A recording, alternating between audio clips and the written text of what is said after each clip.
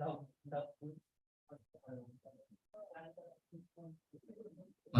Hello hello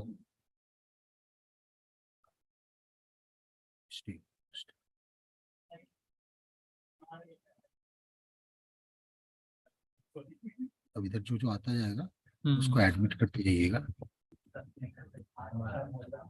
unmute पे हाँ? Unmute पे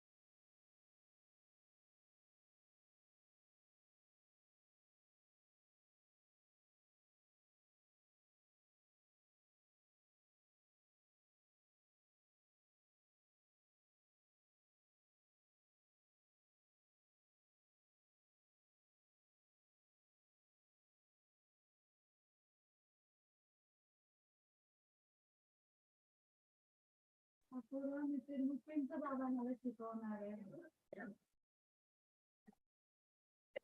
नीट जा.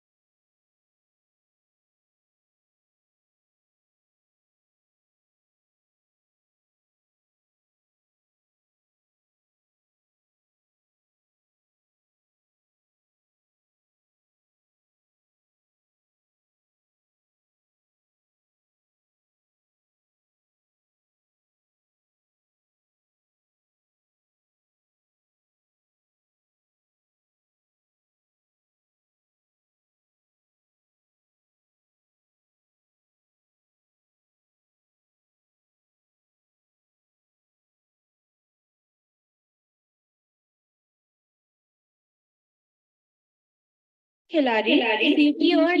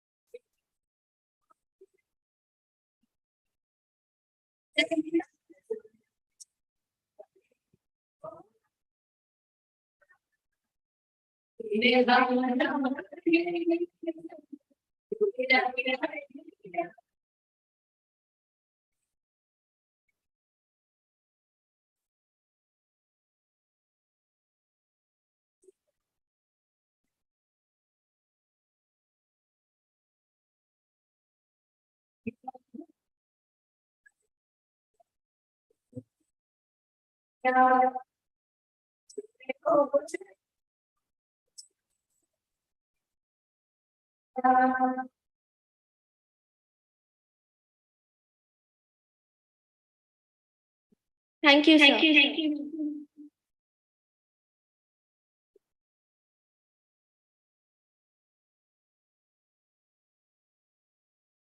Without any further ado,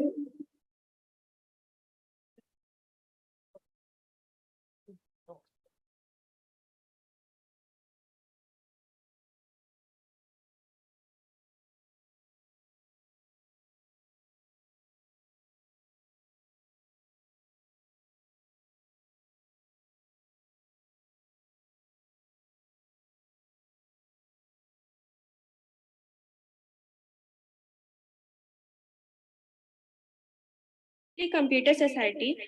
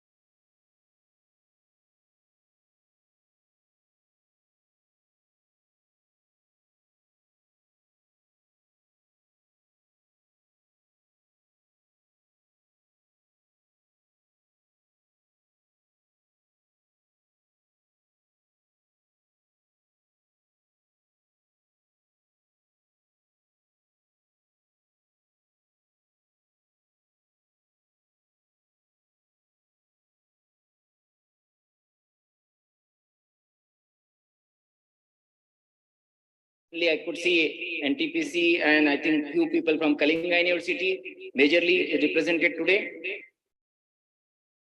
So faculty members, staff members and dear students, a warm welcome to all for this second international conference on blockchain and distributed system security, that is IEEE ICBDS 2023.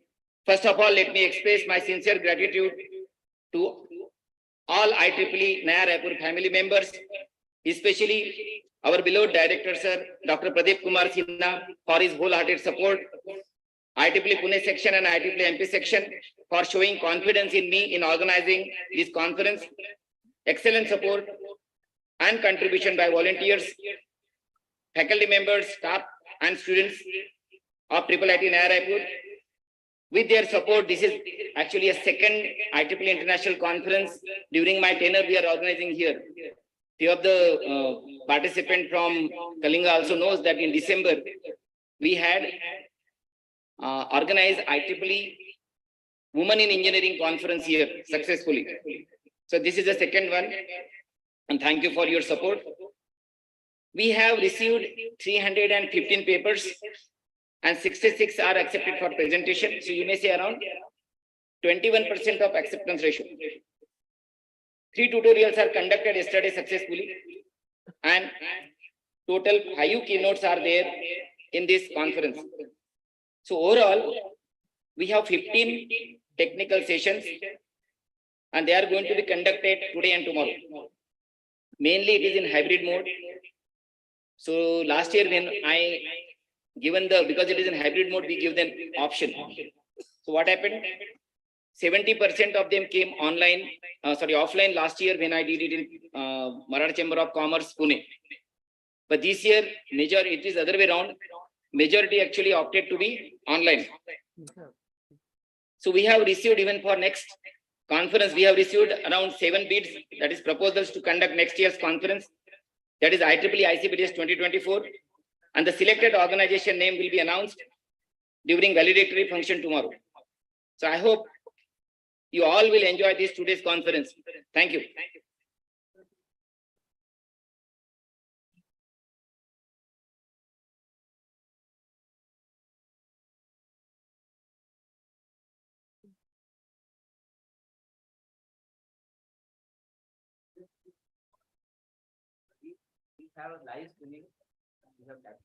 Thank you, sir. Now, please welcome Dr. Surekha Deshmukh. Dr. Deshmukh is the chair of IEEE Pune section.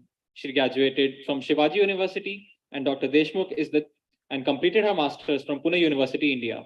She is a member of IEEE, a member of the Institution of Engineers, and a life member of ISTE. She is the secretary of the IEEE IAS PES chapter in Pune. Currently, she is working in Tata Consultancy Services. Ma'am, please.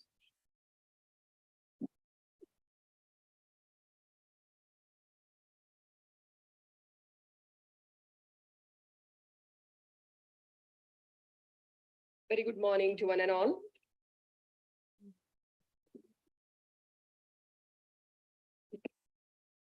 Dignitaries on the dais, and all my fellow IEEE friends who have joined us in person, as well as who are there witnessing this grand inaugural session of second conference, which is on IEEE International Conference on Blockchain and Distributed Systems Security, which is happening at IIIT Naya Raipur. First foremost, I must thank Dr. P.K. Sinha sir, Director of IIIT Naya Raipur, for giving us this opportunity to demonstrate the spirit of collaboration. Here we have leaders from IEEE across the globe witnessing and participating and contributing along with us.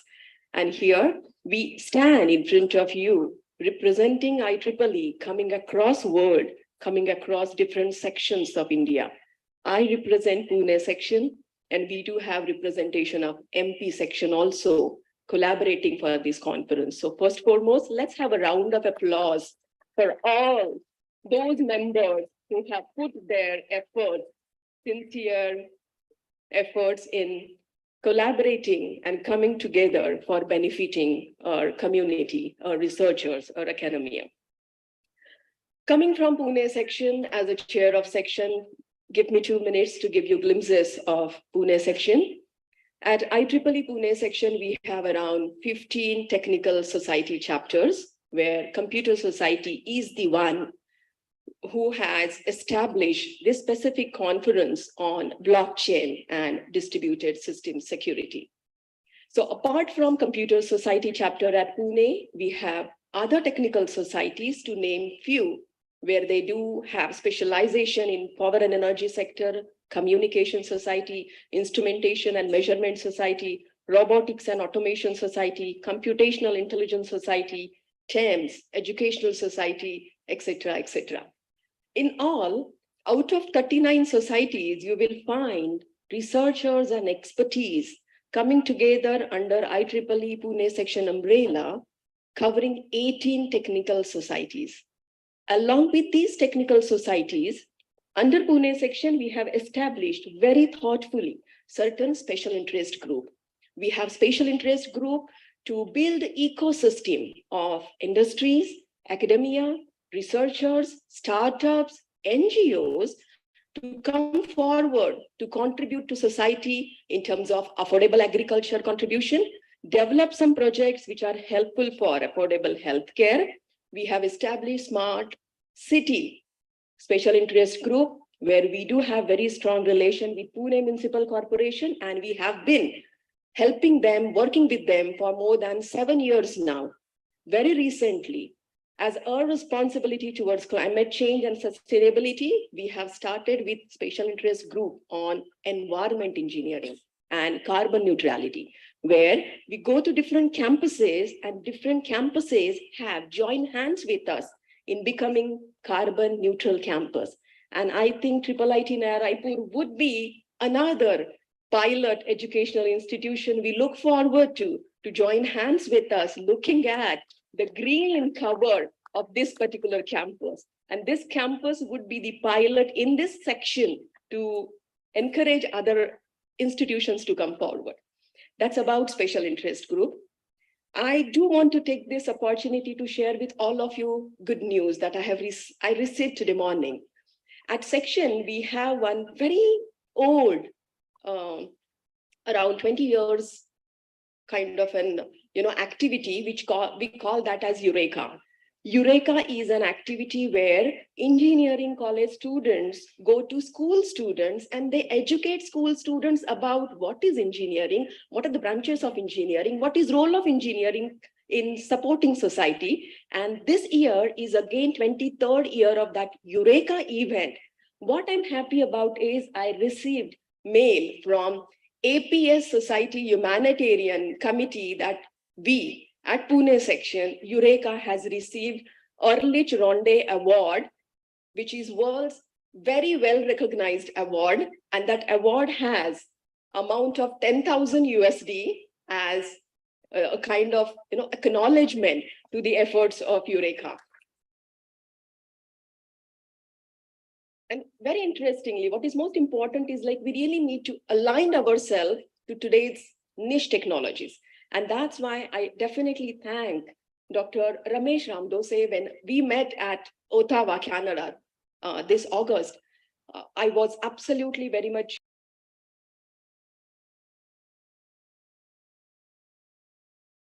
blockchain so that we will again integrate different technology, integrate different industries and research and academia to come together using this blockchain technology. And big thanks goes to Dr. Ramesh, who is one of the keynote speakers today, and Dr. Sonali Kulkarni, who is amongst us, that with her help and an able leadership, we are starting blockchain working group in Pune. So again, my appeal to all of you would be join hands with us and start contributing to IEEE blockchain working group at Pune. To conclude about presenting on Pune section, we do have MOU with IEEE North Jersey section, and the amalgamation of these two sections, we call that as Punjab. It is PU and North Jersey. And under Punjab, here there are multiple programs which are actually undergoing for last couple of days, celebrating IEEE Day. So today, as we are within the span of 15th of October, this conference is absolutely another opportunity for us to feel proud of being an IEEE member and celebrate IEEE Day today also. So a little bit about climate change.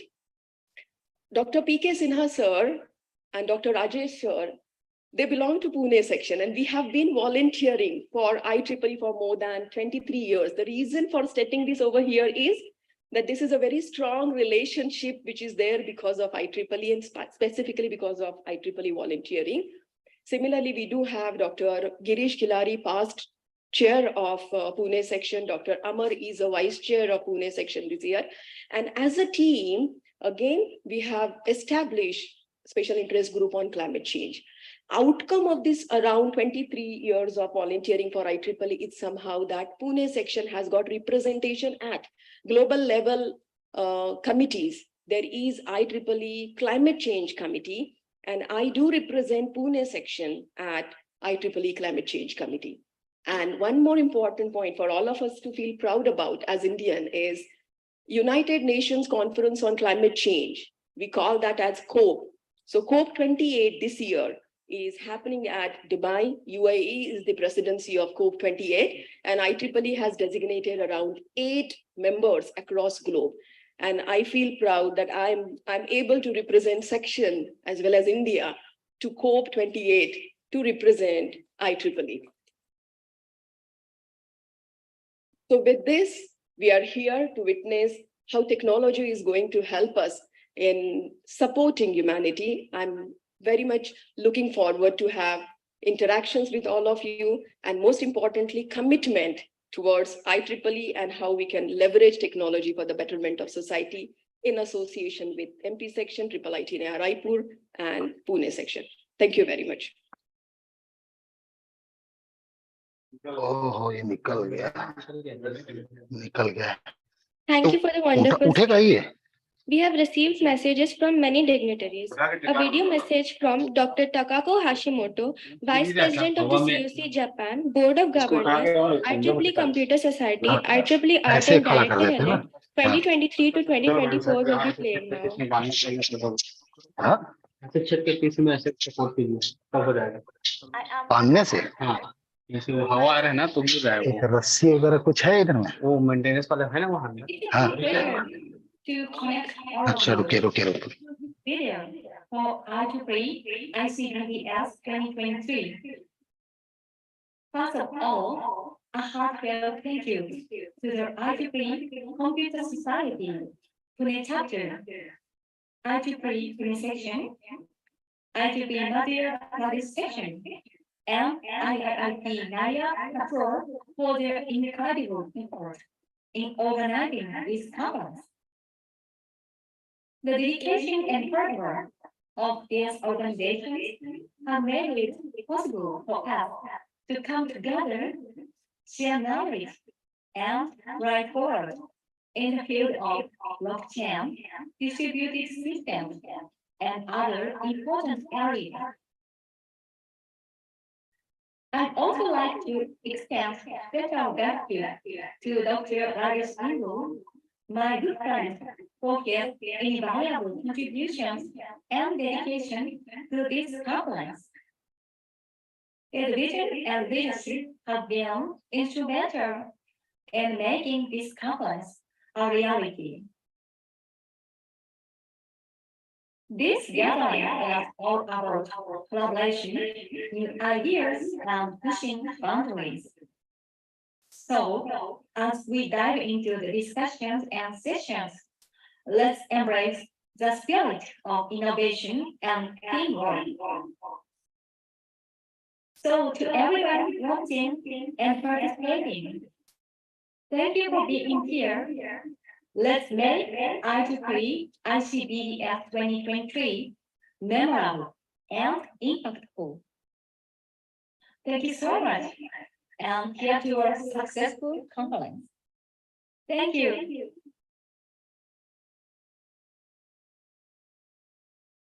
There is a message from another guest, Dr. Lance Fung, IEEE Art and Director.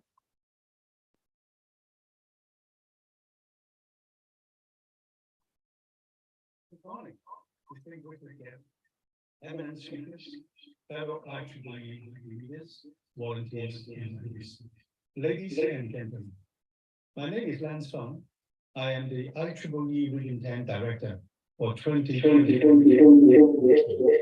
I bring up reports from Australia. I thank everyone for sharing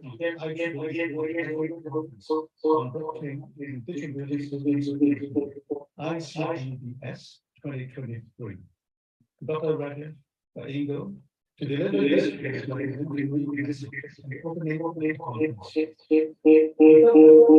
we are now in and They have we have increased convenience, improved the quality of lives, and enhanced well-being. However,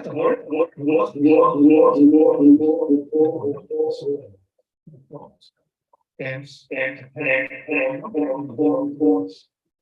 to address such issues, the hosting of the ICBDS has most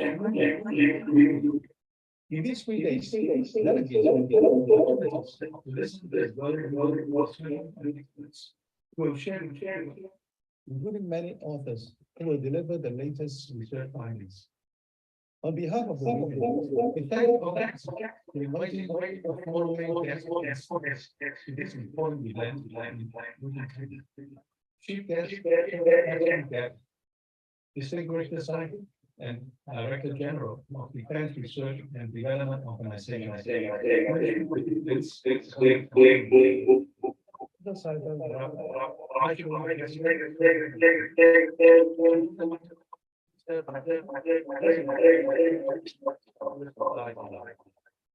Dr. Yutika Atherwick, IEEE Computer Society President, 2024. And Vice President, Dr. P.K. Singha, Vice Chancellor and Director of IIE Naya. Dr. Chair of Dr. Dashwood, Chair of the Plenary section. In particular, two keynote addresses. Chair of the and General Manager of CSD Data Services. I trust all of you will benefit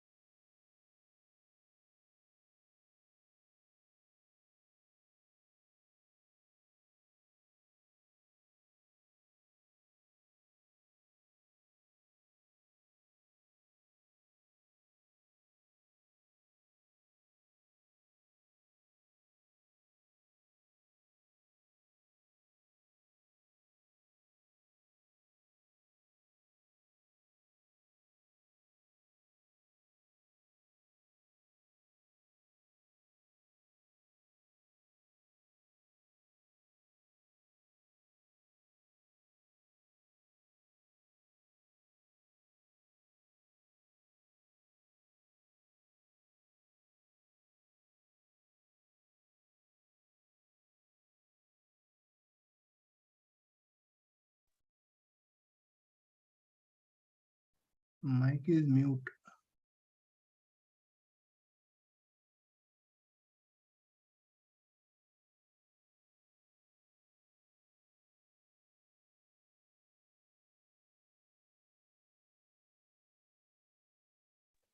And to this 3 days technical event being hosted at this campus. After actually the success of the first ICBDS 2022 last year, which was organized at Pune, we are highly pleased to welcome you all to the second edition of this conference, that is IEEE ICBDS 2023,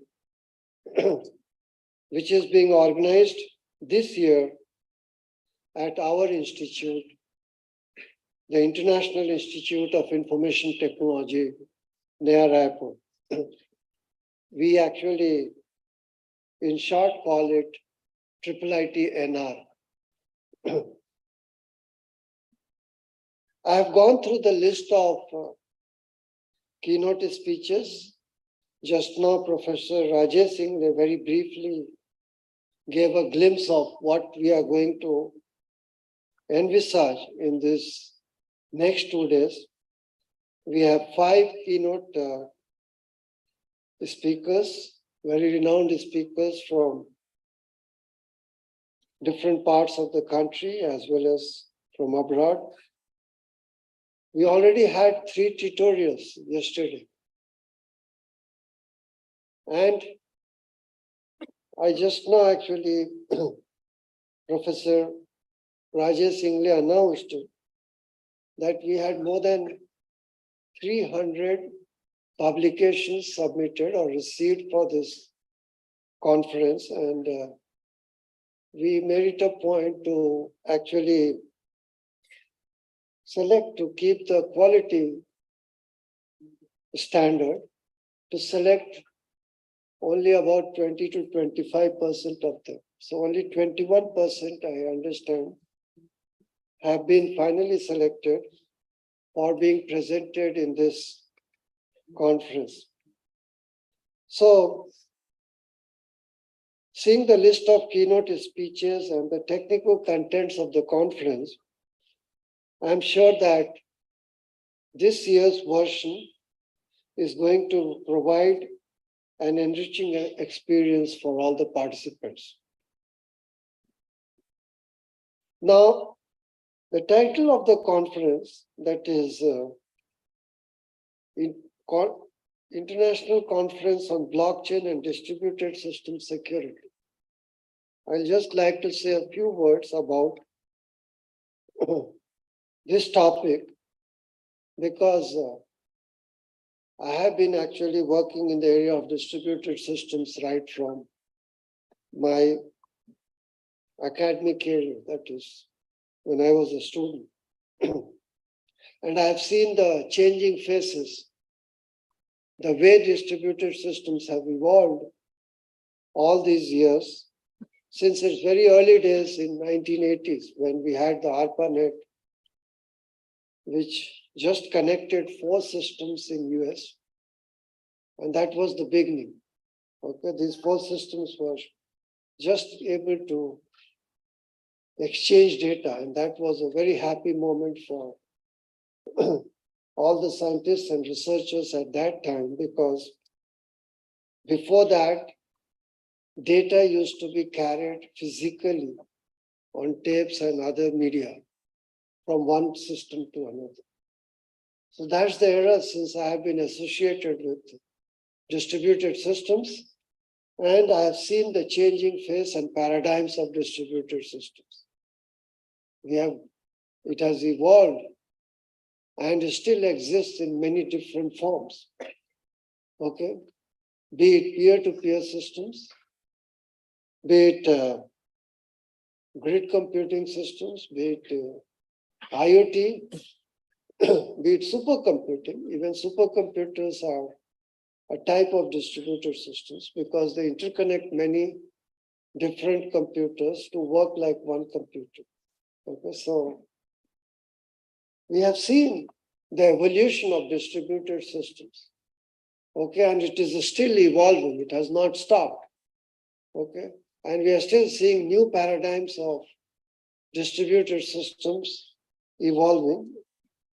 And with this changing paradigms of distributed systems, researching new methodologies for distributed system security is really important area of research since the beginning of distributed systems and even today. Hence, I personally feel that this conference is very topical in today's context. Now, I hope all of you will agree that the ability to achieve the full potential of different distributed system paradigms, it is not only important to create and the associated IT infrastructure, that is the systems itself, tools and technologies for operating the systems, but one of the most important elements is the highly skilled manpower to build and use such systems. We do need people for every new technology that is evolving. There's a great demand for distributed systems experts in all types of organizations, because today distributed systems are ubiquitous. We don't even think of standalone computers, whether we are carrying them in pockets or in whatever form they are.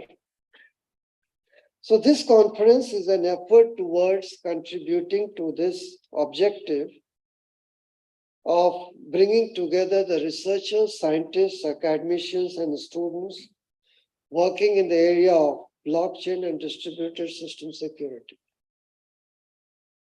During the conference,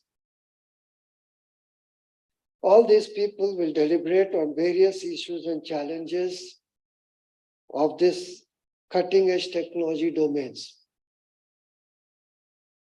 So I'm really happy that we continue to make India proud and continue to make India a spearhead in this cutting-edge technology domains. I congratulate IEEE Computer Society Pune chapter, IEEE Pune section, and IEEE MP section, and my own people to collaborate for this very important initiative. And I thank the organizers for providing the opportunity to this institute to host it in our campus this year. The reason being, so many people connected with this conference, okay, both from India and abroad. Our students, faculty members, and everyone get to interact. So it's a blessing in disguise, okay? So I really thank all of you and wish the conference to be a grand success. Before I conclude, I would also like to say a few words about IIITNR, that is this institute.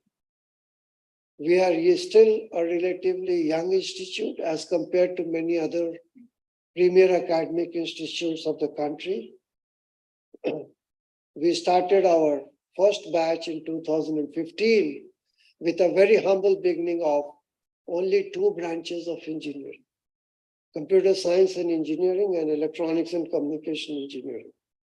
And the intake was only 80, 40 in each branch, because still we were evolving. However, we very soon ramped up and increased our intake in the 2 branches to 60 each, that is 120 students. In 2019, just before, or just when our first batch was graduated rather, okay, we introduced a new branch, okay, the Data Science and Artificial Intelligence branch, BTech in DSAI, as well as MTech. Okay. So let me share with you that we were one of the first, rather the first academic institute to start a BTech and MTech program in the country in DSAI discipline.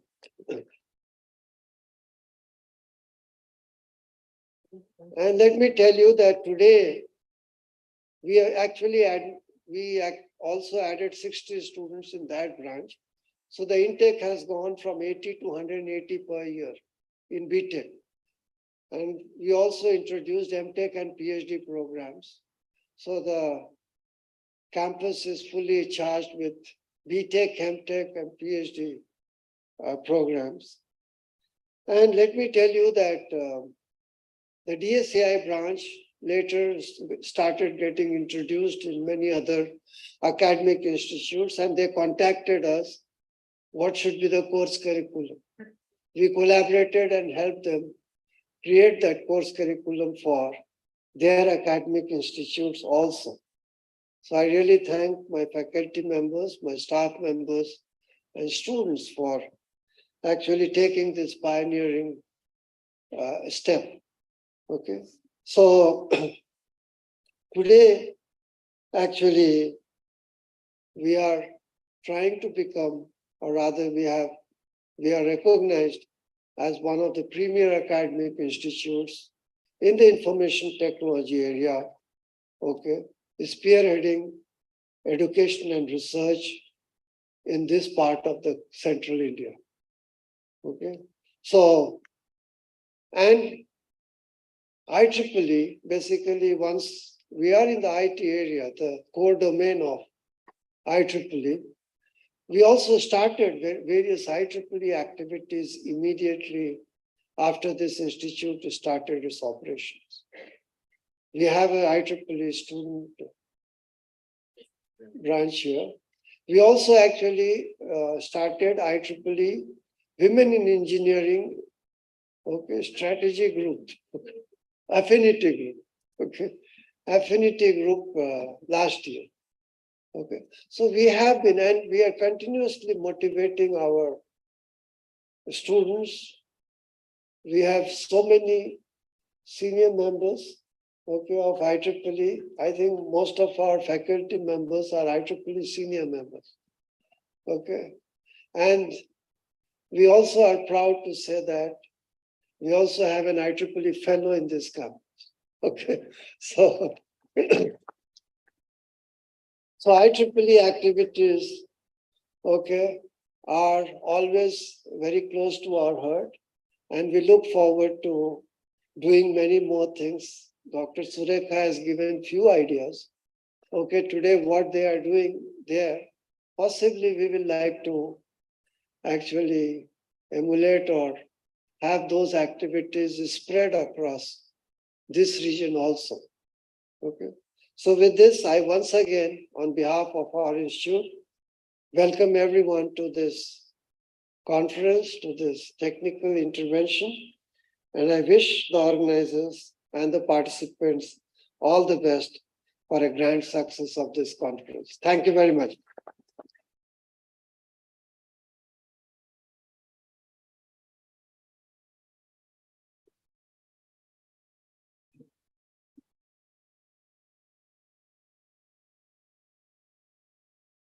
Thank you, sir. We are sure your words will guide us to be immensely successful. Now I welcome Dr. S.V. Gade, the Honorable Chief Guest of the session, to voice a few words. Dr. Gade, a distinguished scientist, has been appointed as the Director General of Armament and Combat Engineering Systems, Pune, since September 22. As the Director General, he is overseeing 9 laboratories of DRDO. He completed his PhD from IIT Delhi in the field of high velocity impact. Dr. Gade, as Project Director, ATAGS, has spearheaded the flagship and one of the most ambitious projects of DRDO, the 155 mm x 52 mm caliber Advanced Towed Artillery Gun System. He initially worked on the design and development of the launcher system for India's fully indigenous multi-barrel rocket launcher system, PINAK. He played a pivotal role in fructifying the system and its induction into the Army. He carried out extensive research and formulated a project proposal on the future infantry soldier as a system FINSAS, towards enhancing the capabilities of the soldiers in multiple areas. He has been instrumental in leading the team in developing various FSAPDS ammunition and is also spearheading several strategic systems projects. Please, sir.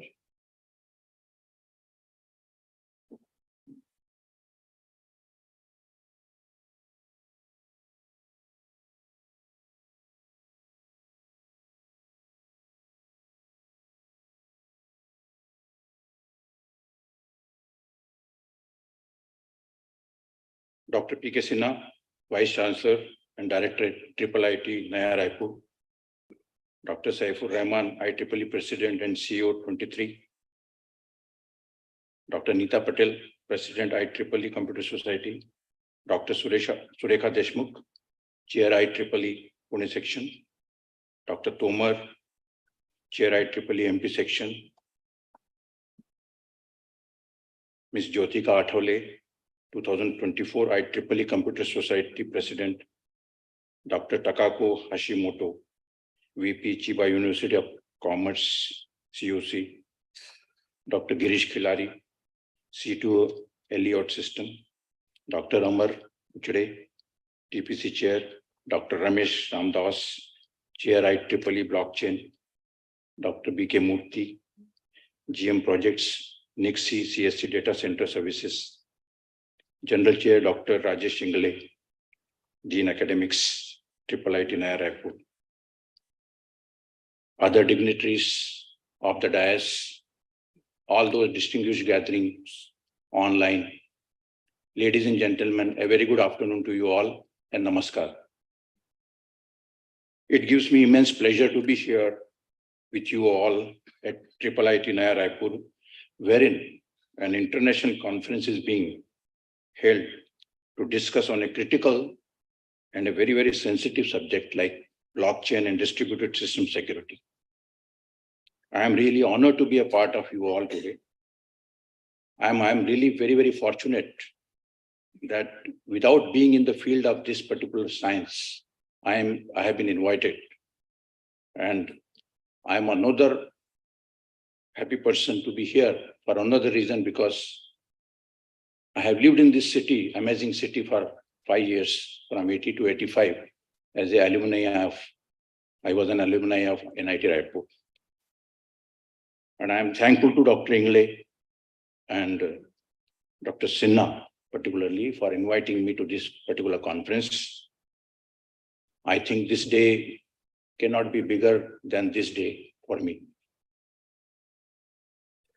IEEE International Conference on Blockchain and Distributed System, called IEEE's ICBDS 23, provides a platform for researchers, engineers, and practitioners to contribute to identify emerging research topics for the blockchain and present their latest advances and innovations in theories, applications, infrastructure, and schemes for the blockchain. The conference has received a large number of papers, and I have been told that they have been very, very selective, and as many as 66 good papers are being presented and being discussed. I think this is also a very large number. I think the response is extremely good. That means people are very, very aware of this particular subject now, and they want to contribute in the area. I would like to congratulate the entire team of IEEE ICBDS 23 for doing an excellent job in inviting the proposals, papers, and people. The conference also fosters information exchange among researchers and practitioners of computer networks and distributed system security. Now, it is needless to say that it is a very, very emerging field which is used by government and non-government organizations. Considering the Digital India initiative started by Government of India, the use of technology is bound to increase in India. This conference will bring together experts in related fields to share their techniques and experiences. As we all know, blockchain is a distributed database that maintains a continuously growing list of ordered records called blocks. These blocks are linked using cryptography. blockchain was invented by Satoshi Nakamoto, the pseudonym of an unknown person or persons in 2008. That means this field is not very old. It's a very new subject. As a public transaction ledger of the cryptocurrency Bitcoin, which made it the first digital currency to solve the double spending problem without the need of a trusted authority or central server. While blockchain is still largely confined to use in recording and storing transactions for cryptocurrencies such as Bitcoins, proponents of blockchain technology are developing and testing other uses, which include payment processing and money transfers, monitoring of supply chains, digital IDs, data sharing, copyright and royalties protection, Internet of Things, network management, healthcare, and so on. Ladies and gentlemen, this subject is relatively new to me. As you know that I belong to DRDO, and DRDO we have number of clusters, 7 technology clusters: aero, missiles, electronics, life sciences. I belong to the cluster which targets armament and combat engineering, wherein we normally make arms and ammunition. We develop a lot of high energy materials. We develop combat systems like main battle tanks and infantry combat vehicles. We develop arms and ammunition like small arms, guns, rocket launchers, warheads, fuses. And in that, we use high energy materials like explosives, propellants, and pyrotechnics. This area of work is primarily a destructive area of science. Normally, when I come to such conferences, there are very, very constructive area of sciences.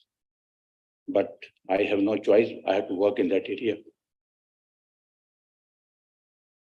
But today, we are having many issues related to the information security and information salvage. As you all may be knowing that we develop systems and we have an ecosystem of industries today around the country, across the country. We transfer the technologies to industries. Earlier, we were doing it for the erstwhile Ordnance Factory Board.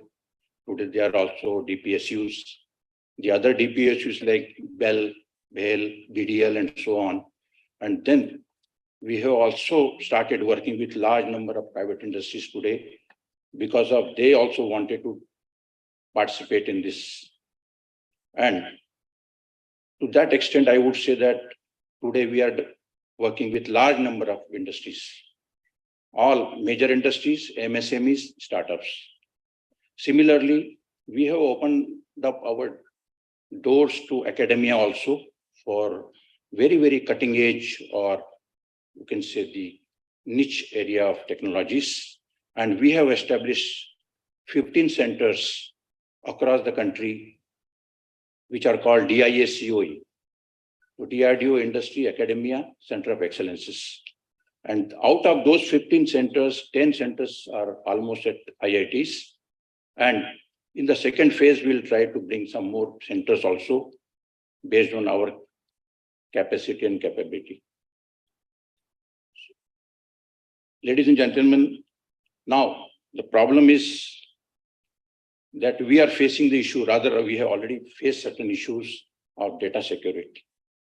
The data which is in the form of a technology transfer is a large data, either it is documentation, drawings, specifications, process schedules, gauge schedules, large data is there.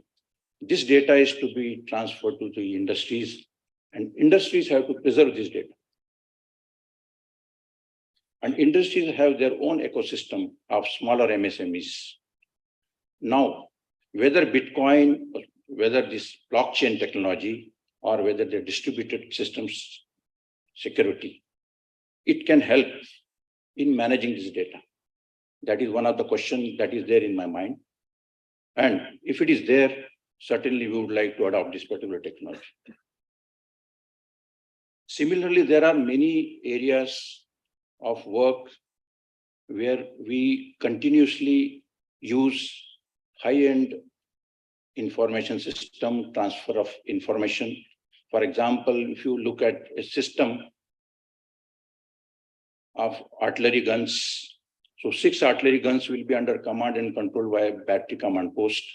And this battery command post will have an enhanced tactical computer, which processes the data of the met information. It also knows the target coordinates. It knows the coordinates of the guns. And it works out the trajectory for a particular gun system. It sends the data in a packetization module. We use voice and data communication units for that.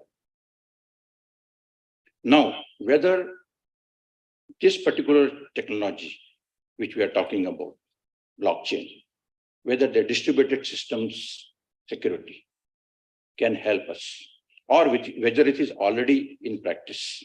That is what we have to look into this. And as far as the information flow through the headquarters of DRDO to all the labs, we have almost close to 50 labs, and we have a dedicated network, which is called Drona network. And this network works basically totally isolated. Even the lines are physically separate. But we still face some problems because we have to use internet as well, and we have to use our Drona network as well. We need to know how to create a gap, air gap, and how to preserve the data, how to secure our information security. So I think this August gathering, or this, all these knowledgeable people, stalwarts are there, who could perhaps contribute to this, that how we can do this. And there are so many cyber offenses, cyber related activities which are taking place in the country, you are aware. And we are all facing very much. Now there could be other uses for a military, like combating online attacks through cyber criminals dispatched by enemy nations and terrorist organizations, defending vital weapons systems such as nuclear deterrents from enemies, validating commands and intelligence in global conflicts, management of military logistics and supply chains. Now, this managing the military logistics and supply chains has become a big issue again, because earlier it was with the government organizations. Today it is with the private enterprises. So this is one area where we have to focus and try to see the blockchain technology and distributed systems security can help in this particular area. Coming on to the distributed system security, we have different types of distributed systems that are found in life. One of the biggest and perhaps the most complex distributed system is the human society itself. In the digital world, the internet has become a very important distributed environment for everybody. And as Dr. Sinha has also said, that all the computer systems are basically, they are all distributed systems. Now, there are many, many mandatory characteristics, but I would not like to dwell upon those. But distributed system security in distributed systems is critical and absolutely essential. However, it is also extremely challenging. Distributed security in the digital world is akin to security in the real world. Protecting physical infrastructure is turning out to be a nightmare for security professionals.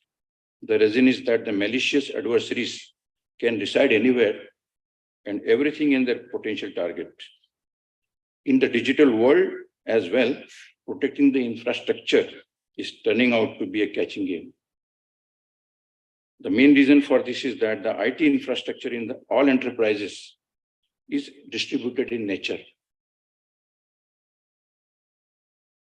If you look at the trends in the IT security, there are hundreds of different applications that are interacting with each other. The applications are either custom built, vendor products, or even open source systems. Each of the products interacts with the complex sets of infrastructure components, including servers, desktops, middlewares, and so on. Added to this complexity is that the heterogeneous networking infrastructure, including wired, wireless, and so on. And with the growth of sensor networks, integration of IT infrastructure, and small sector modes will make the problems exceedingly challenging. Ladies and gentlemen, this conference has very too much of significance in the present context, I would say. Government of India has already taken a lot of initiatives. The Ministry of Electronics and Information Technology, MeitY, has recommended the government to encourage the adoption of blockchain technology across the variety of public use cases. The ministry's draft national policy strategy on blockchain processes that various public projects can be brought onto a blockchain platform for digital identities, land records, and official documents, healthcare, etc., etc. The report recommends that government creates a legal and regulatory framework for the adoption of blockchain technology in various public and private areas, while at the same time build capabilities on blockchain research and innovation to compete with other nations. At present, there are various efforts by Government of India and private sector to use blockchain technology. The government website also includes many government-initiated projects with respect to blockchain technology. I congratulate IEEE Pune section and IEEE Computer Society Pune chapter, which have been instrumental, and they have taken initiative to start IEEE Blockchain and Distributed System Conference from last year onwards. I also congratulate IIIT Naya Raipur, NTPC, and other sponsors to support this conference. I wish this conference a very grand success, and I'm very sure with you people being here, it is bound to be grand success. Thank you very much. Thank you for patient hearing. Jai Hind.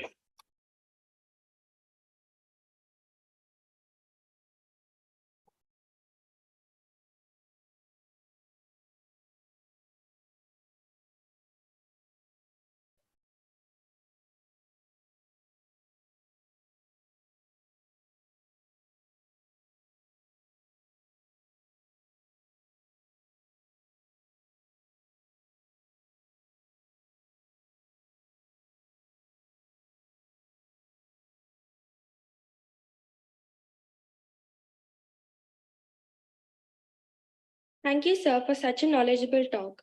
Now, I request the audience to kindly rise in their seats for the abstract book opening of the ICBDS 2023.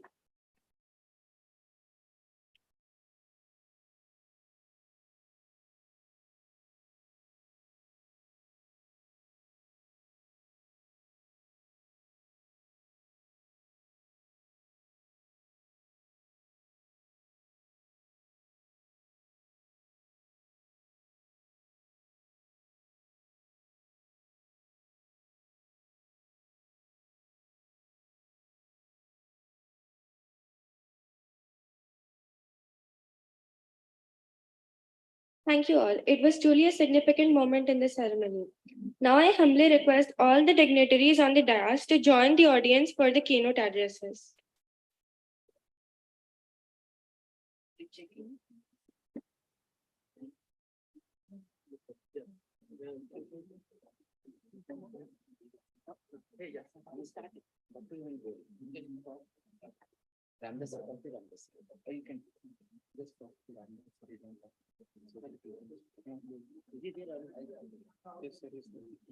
Hello.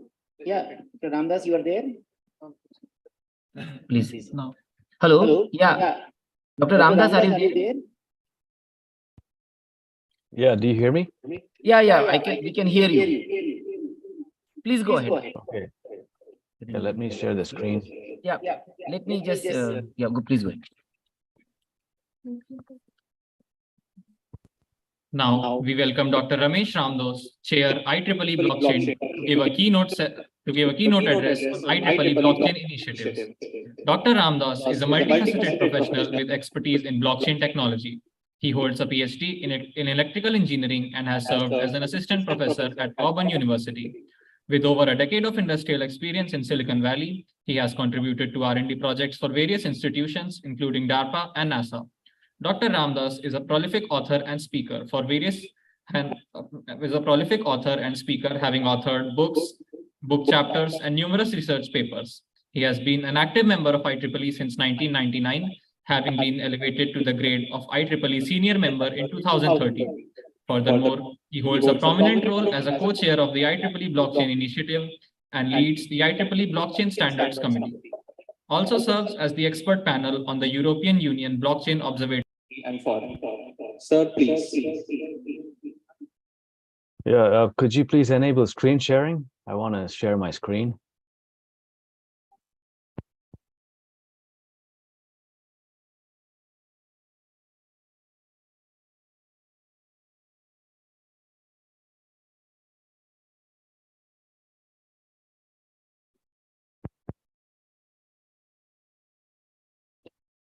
So while they are figuring out how to do this, I'll get started. So my name is Ramesh Ramadas. I've been involved with IEEE for many years. The last, well, back in 2016, I served as the chair of the IEEE Silicon Valley section, the Santa Clara Valley section. And in the last about 5 years, since 2018, I've been leading the blockchain technical community, and we established over 60 blockchain local groups all over the world. Now I'll talk about that. So if there's interest in starting a local group in your city or section, reach out to us, and I'll share my contact information, and we can tell you the process for setting up a local group. Right now in India, we have groups in like Delhi, Pune, and we have a group in we're working on setting up groups in Chennai as well, and then Bangalore, Hyderabad, and so on. So if I heard there's interest in setting up a group in, I guess, Raipur, in your section. So yeah, please reach out to us. We can help you with the process. Now, if you're not able to share, enable screen sharing, maybe you could share I sent the deck. Okay, now I can. Okay, so do you see my slides? Yes, sir. Yes, it's visible. And my audio is okay? I hear echo. I don't know if it's okay for you. The audio is okay? Yeah, it's all right.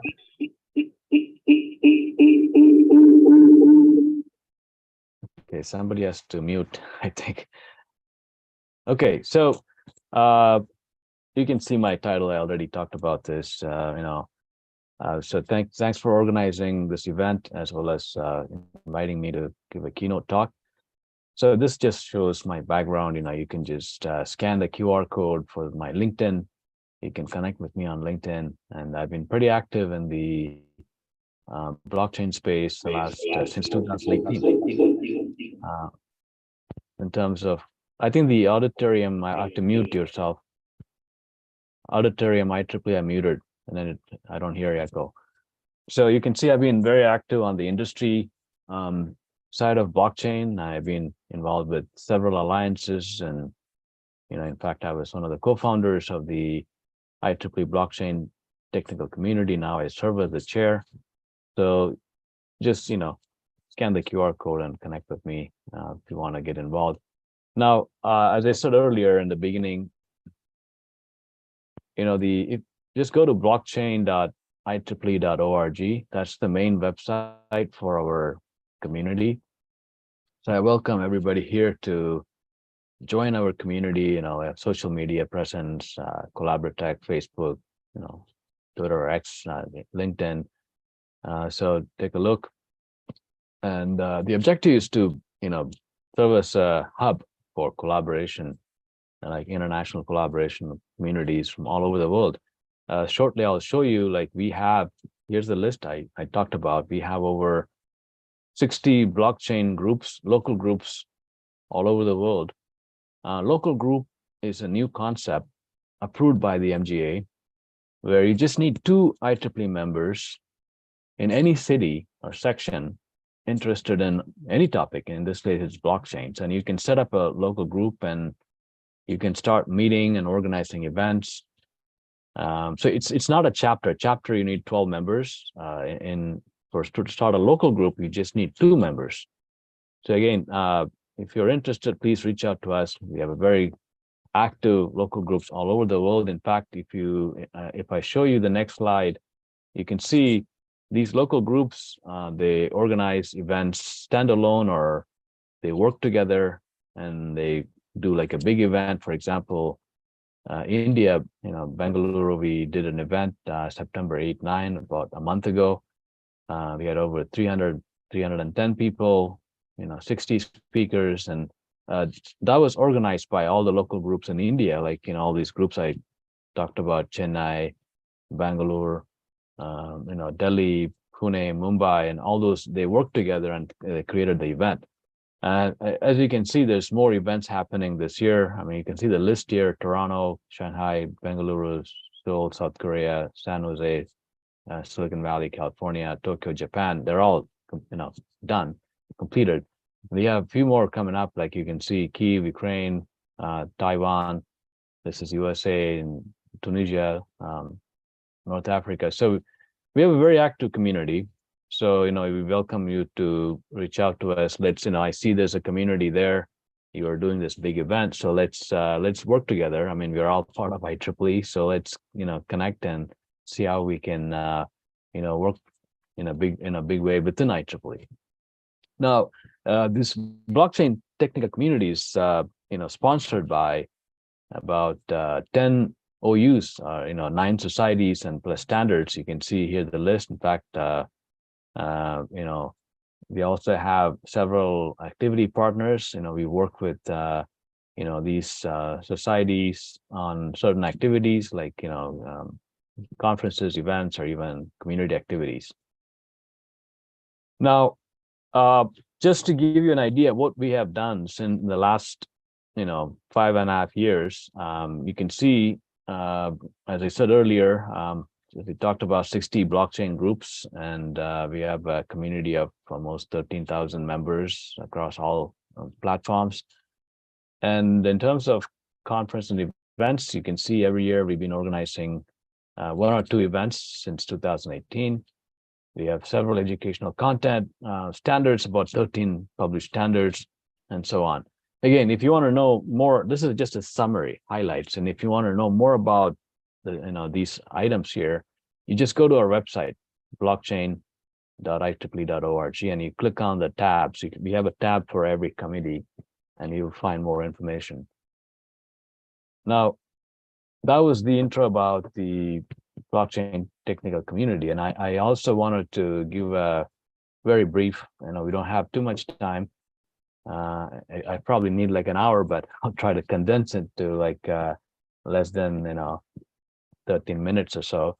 So I wanted to give a sense of what's happening in the blockchain space industry, specifically public blockchain, because I think you'll hear from many speakers during this 2-3 days on like other projects. So let me share with you the evolution of blockchain. I know the previous speaker just mentioned about how Bitcoin was launched by a pseudonymous person back in 2009, and it basically, the idea was to create electronic cash that does not depend on a government or a bank or any third party. It was a computer network, and it was basically it's a software that was that runs on a computer network, and there were many currencies, or there's some are still around, where they basically took Bitcoin code and make some minor changes, and they created a new currency. And if you look at, interestingly, if you look at the market cap of all these cryptocurrencies, it's over almost 600 billion. It's kind of mind-blowing. A lot of those have, no real backing. It's just a computer code. So now coming back to the slide, so that basically is the start of that, meaning that 2009 was the start of Bitcoin. If you look at the Bitcoin white paper, it talks about a chain of blocks. Actually, it doesn't, coin the term blockchain. It just, uses this chain of blocks, and eventually, people started to call that a blockchain. And blockchain 2.0 is when, there was a shift in terms of like how we could program, deploy smart contracts for transfer of these cryptocurrencies from one wallet to another wallet, meaning like Bitcoin is a manual operation. I have to log in and then, send it to another wallet, like a manual push.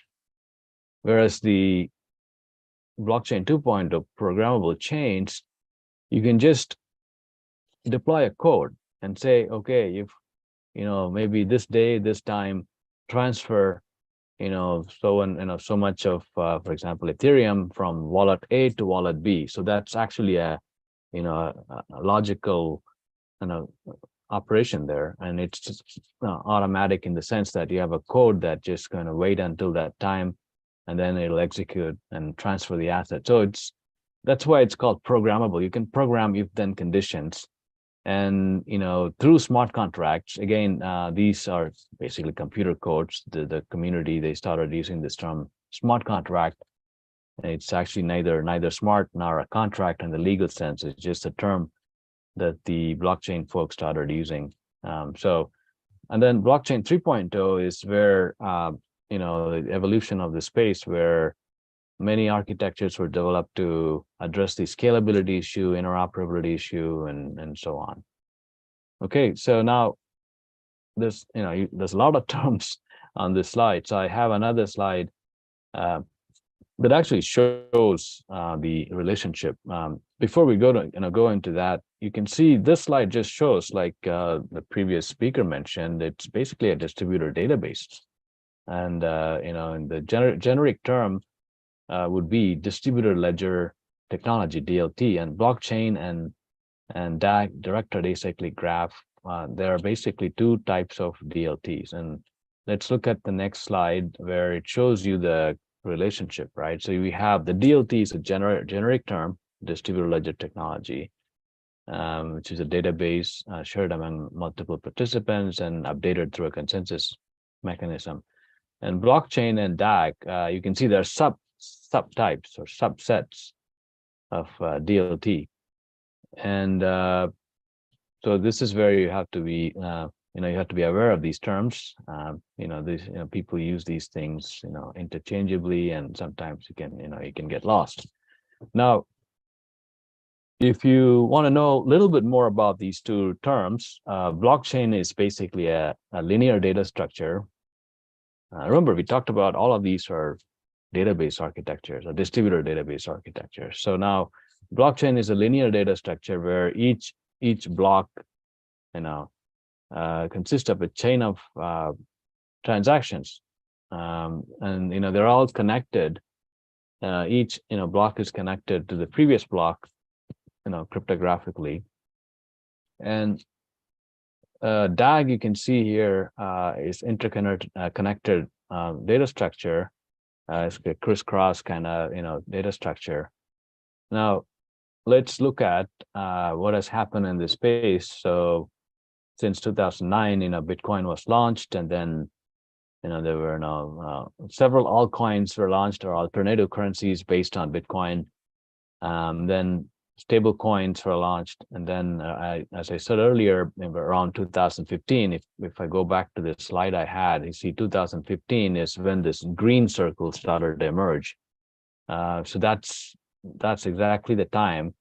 You see 2015 to 16, the Ethereum was launched, 2015 to be specific, where now you could deploy smart contracts. I remember I told you about, you can deploy these, if-then conditions sort of computer code to call smart contracts, which then enable programmability. So now, many things were experimented. You can see that that's what the slide shows, what people have done with this programmable feature on, for example, Ethereum. You see DAO at the bottom, you have all the, the definition for these acronyms here: DAO, decentralized autonomous organization; DeFi, decentralized finance; NFTs, non-fungible tokens; games, metaverse. Now you hear about Web3. So you can see a lot of interesting, innovative ideas have been, experimented on top of these blockchain architectures. And if you look at a simple architecture, I know a lot of folks in at this conference are technical. So this is how it would look. So we have a distributed computer network, and we have this ledger, which is actually, distributed ledger technology, right? And then you have the protocol, which is the consensus protocol. And then there's a virtual machine. This is where we are able to deploy, just like, Java virtual machine. Now, in this case, it could be an Ethereum virtual machine or Cardano virtual machine. So it's a virtual machine where you can deploy smart contracts, and which enables the deployment of many applications we talked about. Remember, we talked about all these applications, one after another. This is the chronological view of the applications, but this one just shows the, an architectural view. You can see at the top, these are some of it's the same list, pretty much the same list you see here. We have it here, as applications here. Now, there have been several, as I said, just like, Bitcoin inspired the launch of many cryptocurrencies. Ethereum inspired the launch of many, programmable blockchains like Cardano, Polkadot, Solana, and so on. You see the list here. These are called infrastructure projects.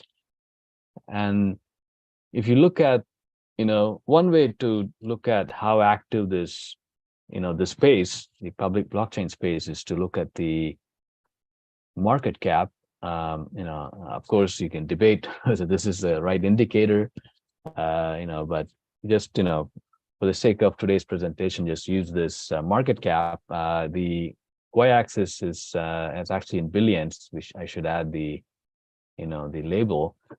So you can see cryptocurrencies are like still the primary or number one, I guess, use case in the space, public blockchain. And then the second is all these, infrastructure projects like Ethereum, Cardano, all of that. Together their market cap is 300 some billion. And then if you look at what are the use cases, like these applications running on top of these blockchains, is like stablecoin, DeFi, and rest of them are really small. It's basically stablecoin and DeFi are the top two use cases. And the Mimi is it's just a speculative coin that anybody can launch on anything that's interesting. I've seen people launch like token on Elon Musk and things like that, right? So, which don't have any real use case. But let's look at stablecoin. So stablecoin, you can see this is the market cap of stablecoins. You can see like Tether, for example, is, well, the total market cap of all stablecoins, like 124 billion. That's a lot of money. So you may wonder, what is the stablecoin? There are different types of stablecoin. So in this case, well, at least the case of let's say USD stablecoin, each one token, one USDC stablecoin is backed by $1 US, meaning this company which is issuing this stablecoin, or I should say organization, should actually have a $1 in a bank account. So if they issued 24.6 billion market cap, they're supposed to have 25.6 billion worth of cash or cash equivalents in somewhere. So it's almost like, you can think of it as like electronic cash, but it's basically ironically it's it's issued by a centralized organization, and the USDC is actually a company. Tether is a company. So a lot of these are companies issuing these stable coins, and there's a lot of governments are, trying to regulate the space. Now, going back to, let me see how much we are doing on time. So since in the interest of time, maybe I'll just move to the other use cases. So I told you about stablecoin being the main use case. Let's look at DeFi. DeFi is the second use case. So DeFi is basically decentralized finance. Just like, in the real world, if you have a property, you could, take a loan, and that's borrowing, right? Or if you have cash and you deposit cash into a bank account, like, fixed, account, and where they can give you interest rate. So this is like finance, right? I mean, borrowing, lending, also taking a loan, also like leasing, all this stuff, renting, all this, finance stuff. You can do all of those things, or, the folks in the blockchain space have tried all those operations on blockchain, like, for example, Ethereum, but of course, other blockchains as well, you can see here. So this is what's called decentralized finance. You can see staking, lending, exchange, and so on, and all of them add up to about, as of October 6th, I think I don't have the summary number here. It's over, several $billion. You can see that. Now, those are two main use cases, but let's look at some of the other interesting use cases that have emerged in the space. I'm looking at that time as well. So how much time do I have? I know we started a little bit late.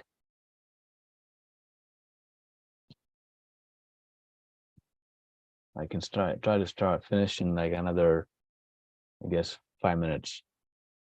So non-fungible tokens are another, interesting idea that was, experimented in the space. And, back in 2020, 21, 22, there were lots of non-fungible tokens, like collections issued, like CryptoPunks and Bored Ape Yacht Club and so on.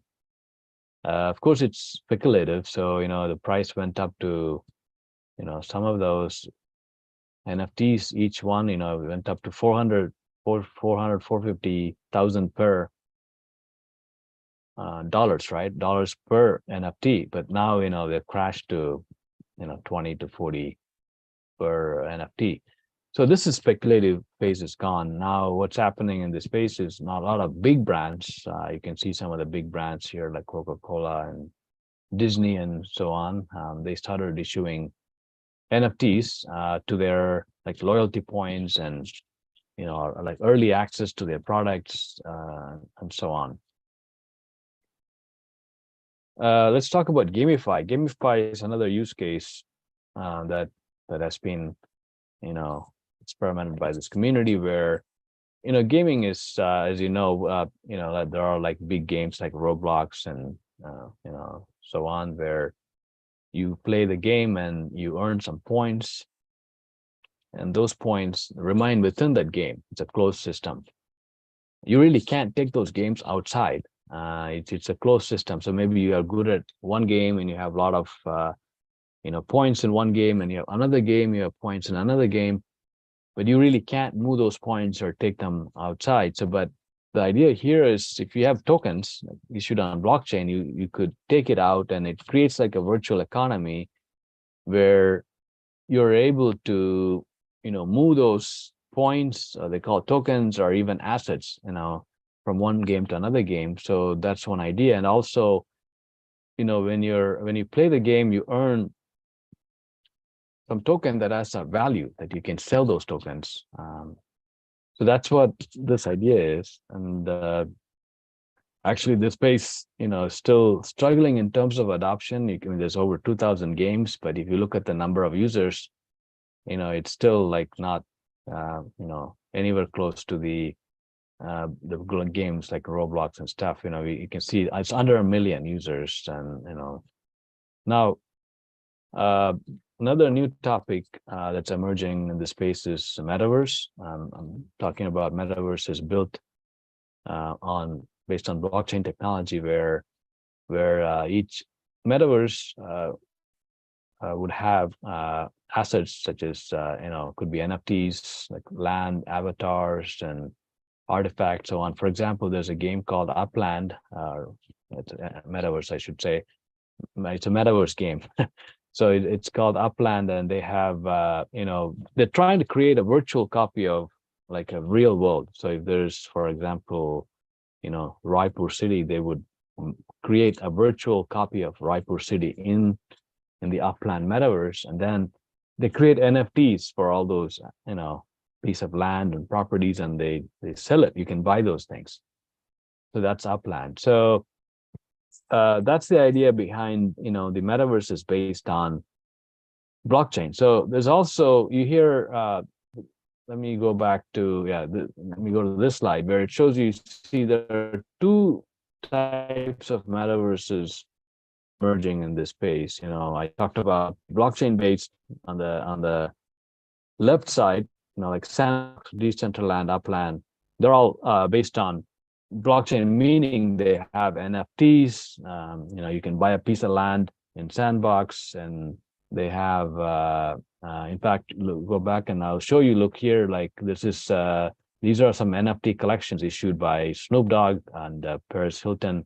Not sure if folks on the call, they know they're popular artists in the US. And so those are the kind of things people are doing in this space. Now, on the right side, you see centralized metaverses where to experience those, well, you can see Apple and Meta, to experience those metaverses, you need a headset. You need a headset to experience, and these are run typically by big companies like Epic Games and so on. So next slide, I show you the comparison of, I think I don't have it here, maybe I moved things around. Yeah, this slide, you see user adoption. You see the left side is all the decentralized metaverses. You can see there's only 3 million Upland, 1 million in Sandbox, and so on. Compared to you see on the right side Microsoft Xbox, 120 million users, right? And then Roblox, 214 million users. So in terms of adoption, the blockchain-based, metaverses and gaming, it's still early, you could say. They're struggling or early, however you want to look at it. So that's where we are now. Since I also had, well, this just shows you, interestingly, the funding situation for startups in the crypto blockchain space is not looking good right now. It's just because of a lot of regulatory issues in the US and other countries. Like last month, well, August, right? It was the lowest in terms of new funding going into the space.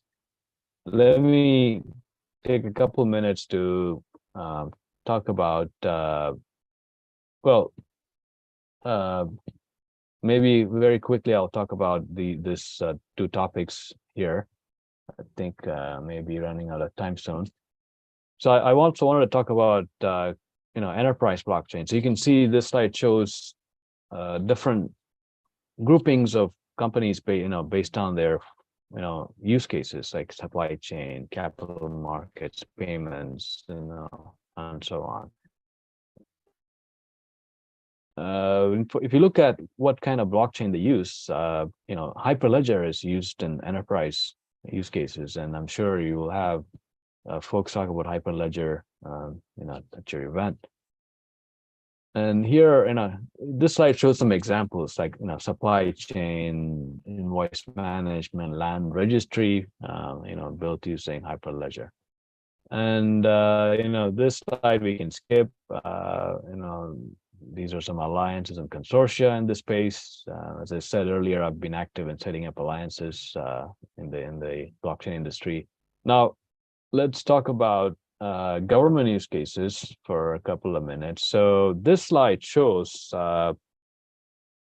various countries working on central bank digital currency. And you can see the summary here, 3 live, 14 pilots, 27 proof of concepts, almost 100 in research. So you can see it's at this point, it's pretty global. At least from my perspective, you can see all over the world, people are working on digital currencies. Now, this slide shows the, some government's projects working on blockchain. So I think I'll stop here. And my contact information, let me share with you.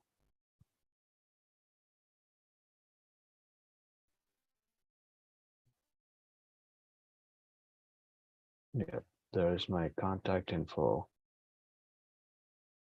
Okay, do you see my contact info? I'll stop here.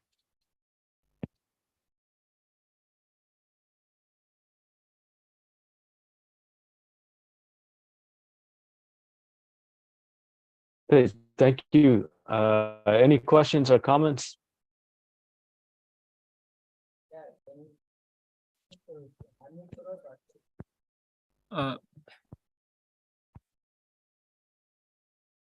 Hello.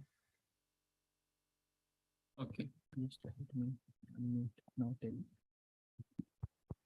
So if anyone. Okay, so since we don't have time, so we'll take the questions later. So Sure. Thank you for the opportunity. Have a great event. Thank you, sir, for your enlightening talk on blockchain initiatives. Now I welcome Dr.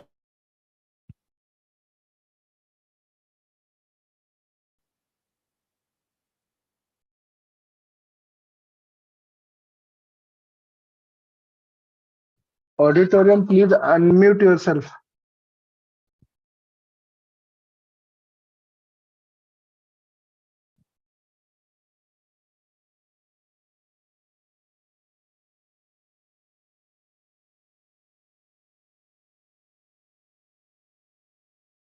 Auditorium, please unmute yourself.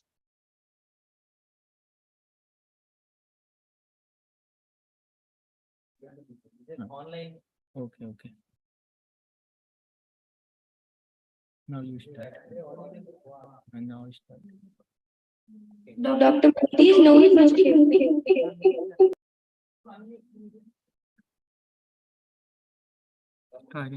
Dr. Murthy is known for shaping the national strategy on blockchain technology and has received numerous awards, including the Vasvik International Research Award in 2020. His research interests include. Exactly.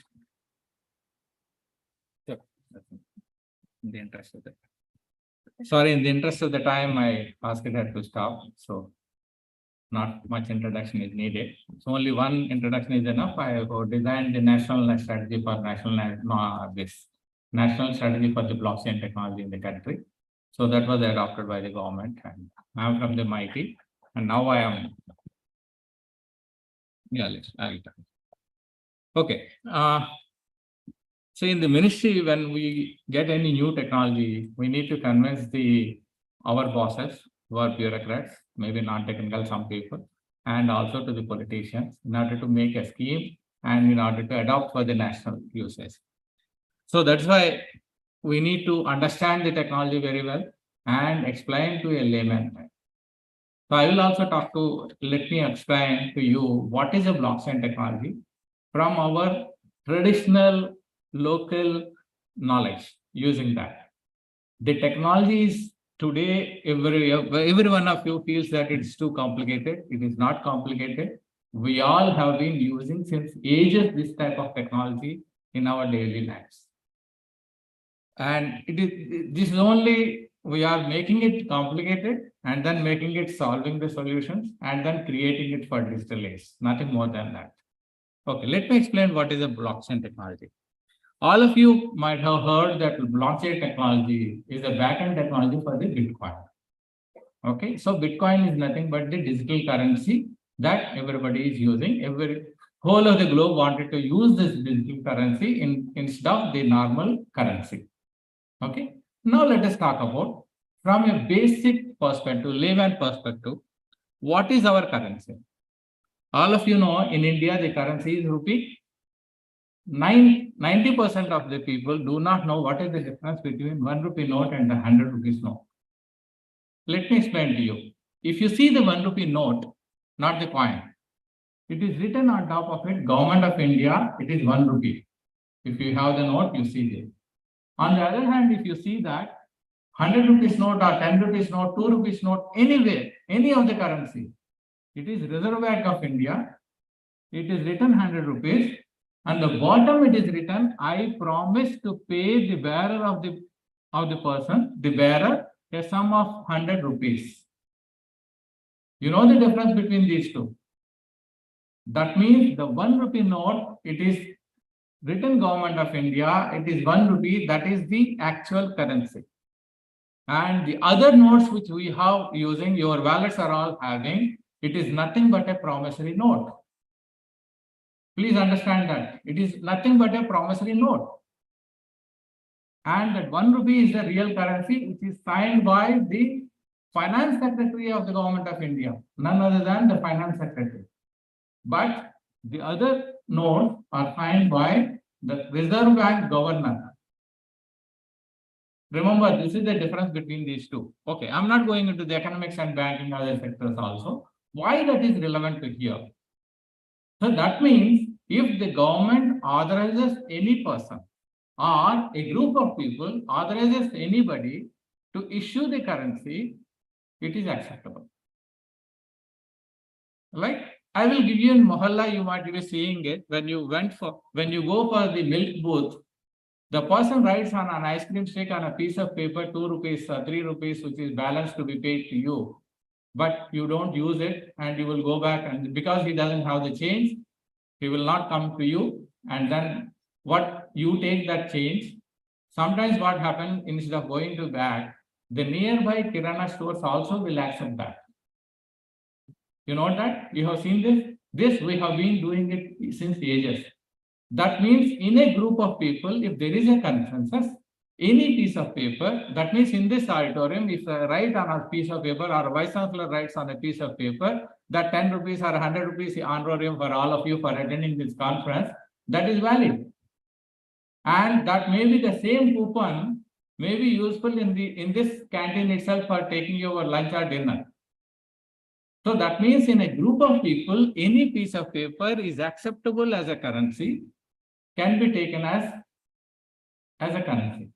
The best example in this is the other side. You can see that Sodaksha coupon. Most of you might have used in the corporate sector.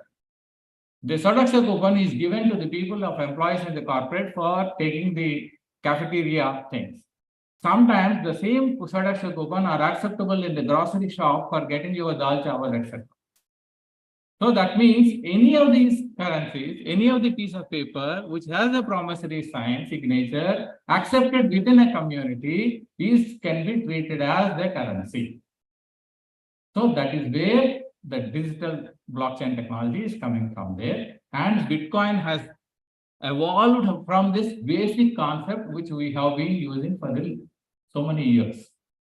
Now, some guy, crazy guy, wanted to create a digital currency. Okay. So, like some of our researchers want to create a currency, digital currency. Now, the basic paper which I wanted to convert into a file and a digital file, that means it is an image. The moment it is an image, it can be copied multiple times. So, the original copy is similar to this. There is no difference in the digital world between a copy and the original one.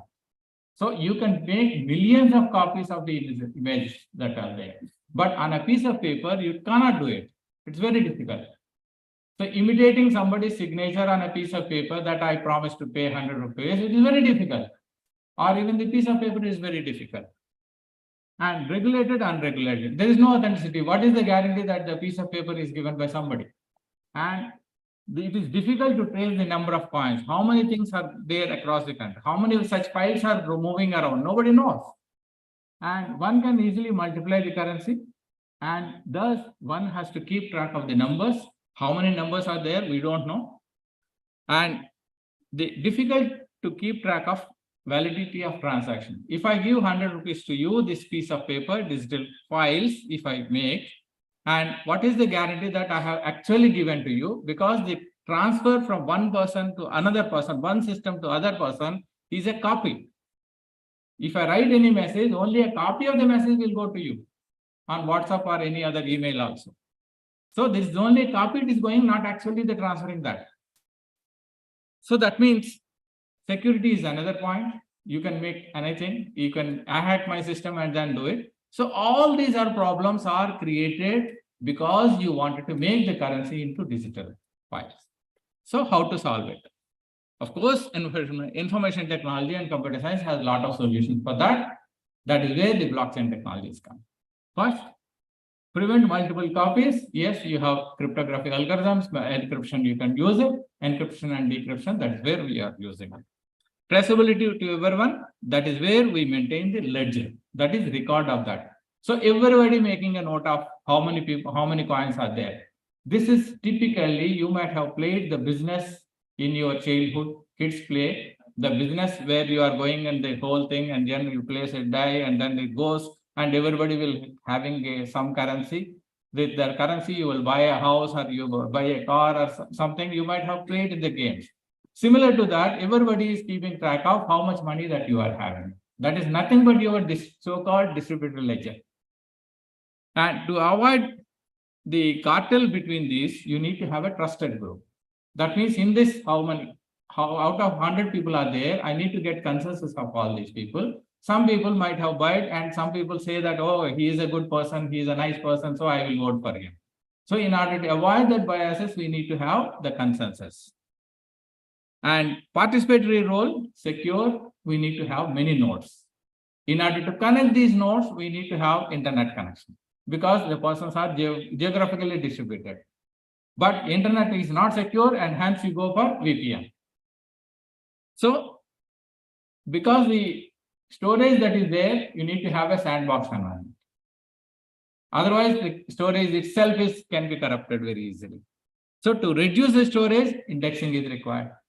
So hashing algorithms are there. Again, come back to the cryptography, use the hashing algorithms. So instead of making the complete ledger of transaction, what you have done, why you have done, all those things, I want to know. Only thing is, there is a transaction happened between A and B, and hence I want only that information, not other details. So that is why indexing is to be done. So the blockchain consists of only the indexing, not the full transaction details. So connection through secured internet you require, that is why VPN. That is where the chain comes into picture.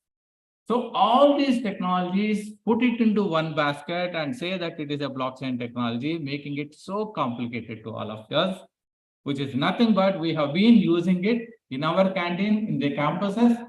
When you go and then buy samosas, they will give a coupon, this token, that 15 rupees token or 20 rupees token. The same token is acceptable in the grocery shop or the same campus or the stationery shop.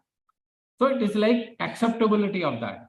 The same token is not acceptable in another if you go to NIT campus. Why? Because he doesn't recognize this token. So that is where if you have blockchain, different blockchains are there, you need to have interoperability. That is another major challenge. So all these technologies, all these issues become complicated and the technology is becoming too complicated. Okay. So now with these features, if you are having a blockchain features, many of you know about this technology, you have studied all these things in the textbooks. So where it has a distributed ledger and anonymous transparency is there and programmable, can be computationally easy. Blockchain, it has a programmable logic and it has a distributed this one, and consensus can be arrived, consensus algorithms are there, and peer-to-peer transmission can be achieved. It is timestamped and hence immutable, and it is secure. So all these features make it so complicated. At the same time, it is a complete trusted platform. So this establishment of trust can be achieved using this blockchain, where you can have different things of trusting on the other side, and distributed ledger, you can have it permission versus non-permission. That means permission means there is an authority, government authority says that yes, this transaction is valid. Otherwise, non-permission means if a group of people say that yes, this transaction is valid, and hence that is there. That means more than 51% of the people say yes, there's a valid transaction, and hence consensus are. So distributed ledger, you can have consensus mechanism, you can have transaction concatenation, you can have it, and transaction rules you can define on these platform, and whatever the business that we can do it, and it gives an authenticity. Best thing is that it provides a trust in the community that is not immutable, and it is completely immutable, and it can be secured, and all the transactions can be done. So with this, we have a lot of use cases. Even though Bitcoin currency is not, many of the people are not using it. There are a lot of things, whether it is legal or illegal debates are going on. We are not going into that debates, but how this blockchain technology, how this complicated technology can be useful for various other purposes. That is where our things are coming. So several use cases have been designed for property registration and management system in Telangana government. We have implemented it by CDAC Hyderabad, certification verification system by NIC in Rajasthan for CBSE has been using it, and many of the institutions are issuing the certificates now. IIT Bhilai, IIT Kanpur has issued the certificates last year convocation on blockchain technology. So many of the people are not using this typical old state traditional way of issuing the certificates and then verifying that duplicacy, whether the certificate is fake or not. All those things are now coming out of it. So many applications gone beyond pilot implementations and into commercial level, large scale implementation.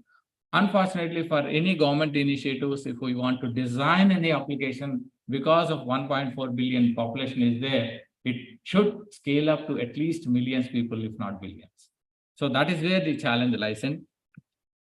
And the adoption, the challenges are scalability, transaction speed, security analysis, and data security and privacy, interoperability, standardization, and regulatory aspects. All those things making us complicated. With this background, we have designed what is called a blockchain, unified blockchain framework, which has been adopted as a national strategy. A little bit complicated slide it is. On the bottom, if it is a sandbox environment of the infrastructure nodes because ultimately it has to be stored in some data center, but should not be normal typical data center. It should maintain the sovereignty of the data, and hence we need to have sandbox environment. No foreign agency, no foreign access should be given to that data center. Sovereignty need to be maintained. So that's where different nodes are there. We can have, for this country, we can have North Zone, South Zone, or different zones, and each zone data center should have different nodes for the various applications. And depending on the application that is there, depending on sector, either property or a health chain or supply chain, education, electronics, semiconductor chain, or PDS chain, like that. Other chains also there. It has an interoperability. How do you get this interoperability? Is and the middle layer where the interoperability is, where the blue color line. So next level is that different platforms are there. Each platform has its own merits and demerits, like Hyperledger Fabric or Sawtooth or any other platform, Ethereum platform, different platform. Each one is suitable for different applications. So we can't say that this is good or this is bad, but it can be depending on the application. And hence we need to provide for all the platforms one. That is the second layer. And then scalability is need to be there, each one of them, and then interoperability. Because as I mentioned that the token of this campus may not be accessible in the token of another campus. So in order to avoid that, we need to have this. Suppose you have a property distribution, property transaction between two persons. That means if any property transaction involved in finance transactions also. Whether this bank has delivered the check to that one, whether it is acceptable or not.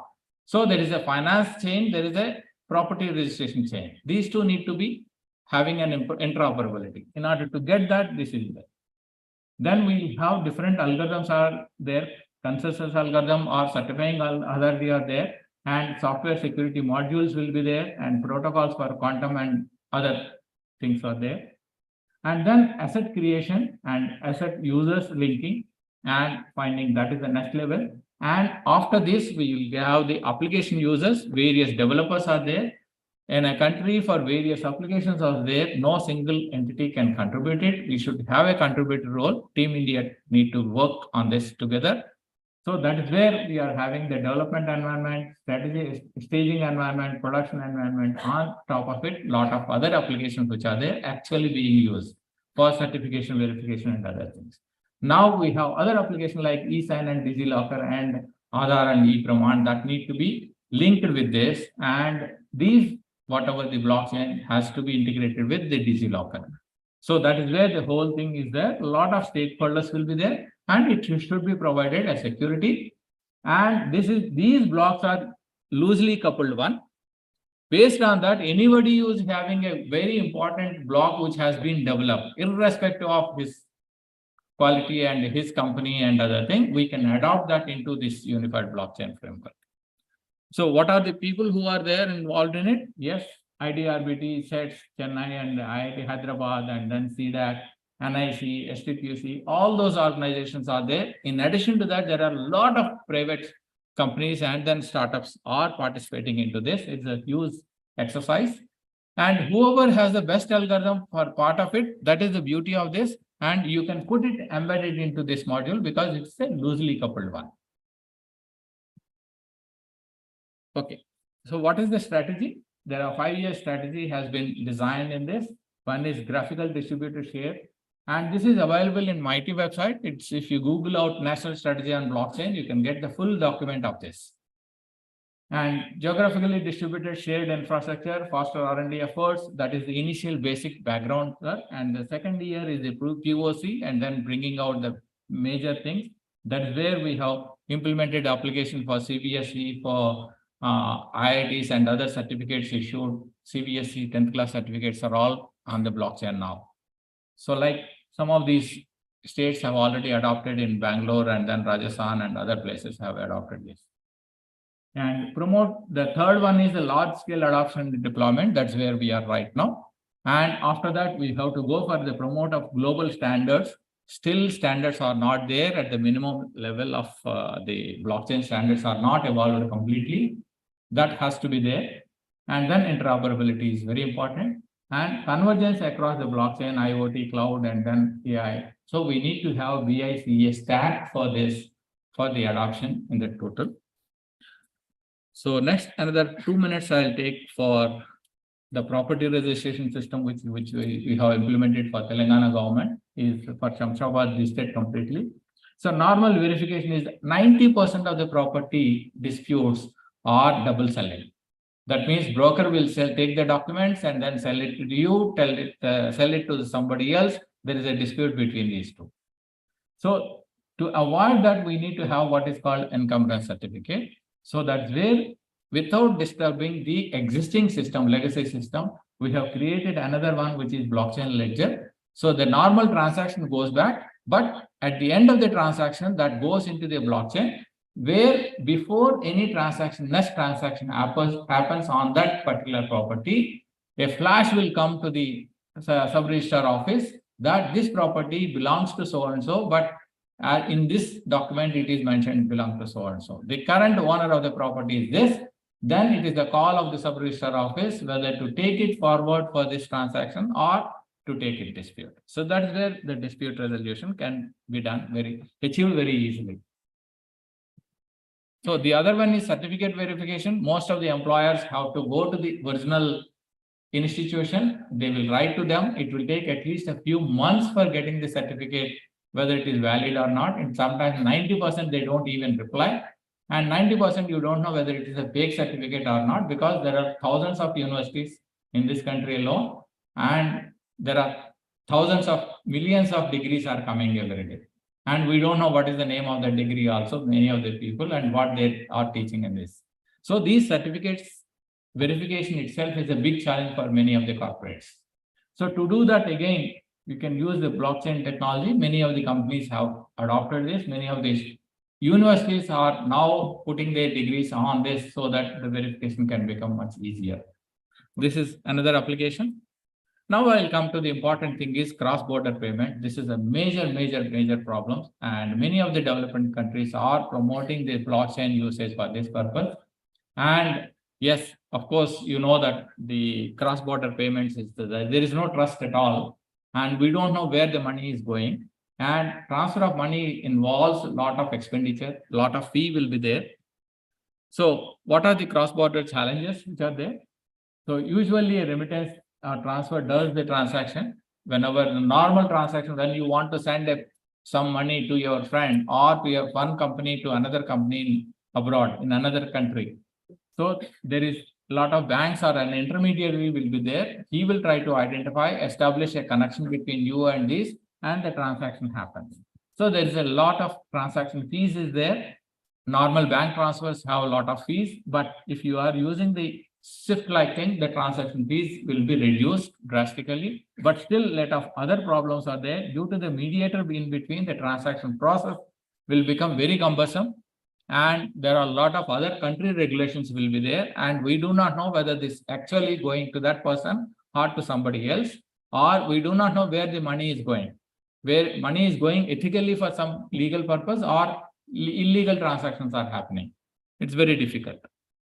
So in G20, finance ministers, central bank governors, and other things, they have come out with a roadmap of enhancing the cross-border payments, and blockchain technology has been identified for one of these things. And how this blockchain based payments happen is enabling business to business transactions. You can use that across this, and you can do it digitally to transact the whole thing using the blockchain. This advantages of this is that low cost, it will be 40%, 40 to 80% reduction in the payment fees itself of the transaction fees, faster operations, and takes around 4 to 5 seconds, 4 to 6 seconds only to complete the transaction. Even the SWIFT will take at least 1 working day minimum, and it is more in some times, but this can take very fast. Secure transaction, and you can identify, and traceability also there, where the money is being spent also you can find out, and who has withdrawn that money. And promotes trust, verifiable records, and every transaction can be traceable very easily. So how does it work? In a traditional versus blockchain payment, if you are using SWIFT, this is how all the banks will be connected to one SWIFT account. That SWIFT account can transfer, identify the bank, and corresponding bank will give it to the corresponding user, final user. But in the blockchain technology, every one of the SWIFT bank will be using their own blockchain node, and then verify it, and then provide ultimately the ledger, and then consensus appear. Consensus after following the consensus, you can get the final transfer. So this is how the complicated diagram works. Technically, I will not go into the details in the interest of the time, but there's the blockchain technology in the beginning. Each bank, each user will be connected to their bank, and obviously their bank, they will be having their own APIs. Those APIs are shared with the national level or even the international level blockchain platforms. With those blockchain platform, each user will be having one the block in that chain, and accordingly the transactions happens. Whenever the new transaction appears, it is recorded in the block, and accordingly it will go to the next one. So that is how the payments have been done by doing this, and it takes a few seconds or few minutes to complete the transaction. So what are the features of this? It is real-time processing. Cross-border payments can be done near real-time, and multi-currency support. It can convert the currency of that country, and consensus based on validation of payment, fully traceable, and cross-border payments are being done. And a comprehensive audit trail can be achieved. A comprehensive audit trail can be there, and automated record keeping can be done, and payments can be automated very easily. So another important use case for that is the mobile payments. One operator, when a person is going, say for example, Airtel operator customer here goes to US, there is something orange or somebody is there. So how the payments happen? Most of the payments doesn't happen just like that, and then because it is a small amount of currency, it is only a few thousand rupees. So the legal battles will be there, so many of things, and it becomes very difficult. They don't want to do it. Some people, even customers, they will even forego that money also. In order to avoid that, we can have the blockchain technology. Blockchain provides a single proof of trust for the entire thing, proof of existence, and it converts that whenever there is an operator 1 and operator 2, it records that whenever their call goes from your operator to that operator, then it is recorded there in the blockchain, and then verify that one, and the payment can be done very easily. Okay, so these are so many platforms which they develop the cross-border payments platforms are there, and these companies will provide the complete implementation of their blockchain technology for these various countries. And Coinbase, PayPal, Circle, Ripple, BitPay, Jetcash, Gulwa, these are the things which are there. And mostly of these companies are US-based companies. And in conclusions, so yes, unintentional deletion can be avoided, alteration of this data can be avoided, time, cost, effort for each transaction, single source of truth can this blockchain can produce. Blockchain is the future of the world, and it would be next generation of the internet technology. People are using it in the metaverse. Yes, he has already seen one use case. Blockchain technology has the ability to solve a lot of problems which otherwise it can create the trust, because today e-governance has given a complete trust, complete services for all the e-governance. Now there is a need for providing all the services as a trust for the citizens. To get the trust, blockchain is the answer for that. Thank you very much. Any question? Sorry, a little bit exceeded, 5 minutes, 20 minutes I have taken. Any questions? In the interest of the audience, in the interest of the heterogeneous people who are sitting here, I did not go into the details of technical details, and I talked in general because it's a keynote address, first level address. So thank you very much.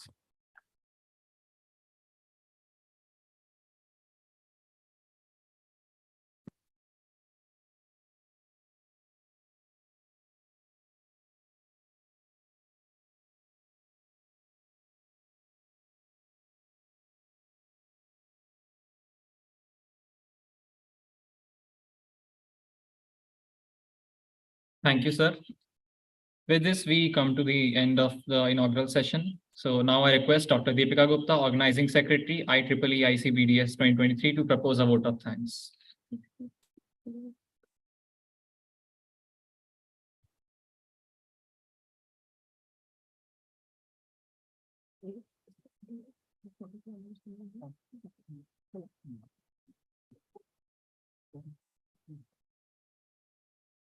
Thank you, Aish.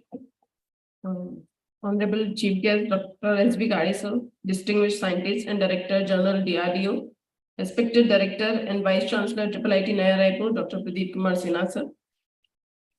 All the present excellencies in the auditorium, Dr. Krishnamurthy Bulusu, ex-Senior Director, Ministry of Electronics and IT, Dr. Surekha Deshmukh, Chair, IEEE Pune Section, Mr. Girish Khilari, CTO Eliot Systems, Dr. Amar Buchare, TPC Chair, and all the distinguished speakers present online, offline, faculty colleagues, student volunteers, and our most valued conference attendees. It's my privilege to have been asked to propose a vote of thanks on the inauguration event of second IEEE International Conference on Blockchain and Distributed System Security, IEEE ICBDS 2023. I, Dr. Deepika Gupta, on behalf of the organizing committee of IEEE ICBDS 2023, and my own behalf, extend a very hearty vote of thanks to all the dignitaries for gracing us with their presence at this very important event. I would like to express my deepest gratitude to the honorary patron, Professor Dr. Pradeep Kumar Sinha, sir, Director and Vice Chancellor IIIT Naya Raipur. Further, I am highly thankful to our sponsors, National Thermal Power Corporation, NTPC, Department of Culture and Official Language, Government of Chhattisgarh, IEEE MP Section, IEEE Pune Section, Computer Society Chapter, who extended their financial and technical support for successful organization of ICBDS 2023. I am also indebted to the Conference General Chair, Dr. Rajesh Ingle, sir, Professor IIIT Naya Raipur, who were always beside us at every stage of planning of this international conference. I'm grateful to the local steering committee, Mr. Gopal K. Padi, CFO IIIT Naya Raipur, Dr. Rashmi Mahapatra, HOD ECE, Professor Srinivasa KG, HOD DSAI, providing us with the necessary infrastructure and logistic support for organization of the ICBDS 2023. Further, I would like to acknowledge the offer bearers of IEEE Pune section and IEEE MP section, Mr. Goratna Gagde, Dr. Amar Buchare, Dr. Padmaja Patwardhan Joshi, Dr. G.A. Patil, Professor Dr. G.S. Tomar, Dr. Manish Dikshit, Dr. Manisha Dubey, Dr. Arun Patel, Dr. Vivek Tiwari, Dr. Priyanka Paliwal, and all those who are involved directly and indirectly in the organization of ICBDS 2023. I sincerely thank our finance chair, Mr. Gorakhnath Gagde, and Dr. Punya Prasanna Patani, organizing chair, Dr. Manoj Kumar Majumdar, technical program chair, Dr. Amar Buchare and Dr. Mahfouz Ali, program chairs, Dr. Ruhul Amin and Dr. Vinay Kumar, and all my faculty colleagues who had worked tirelessly for the successful organization of IEEE ICBDS 2023. Finally, I cannot stop myself by acknowledging the contribution of various technical program committee members, anonymous reviewers, student volunteers, including others who have supported directly and indirectly for the organization of IEEE ICBDS 2023. Thank you very much, and I wish you all a great time ahead. Thank you so much.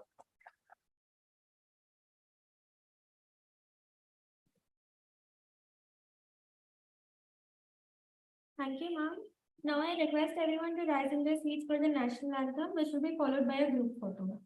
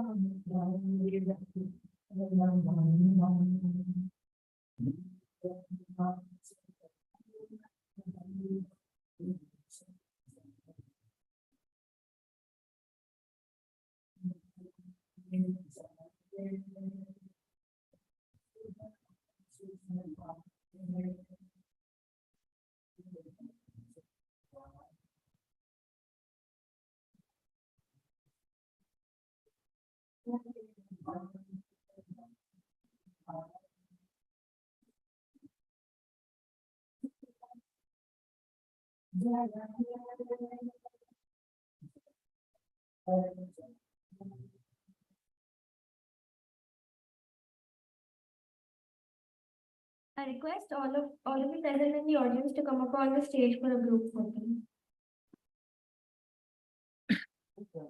एक background लगा था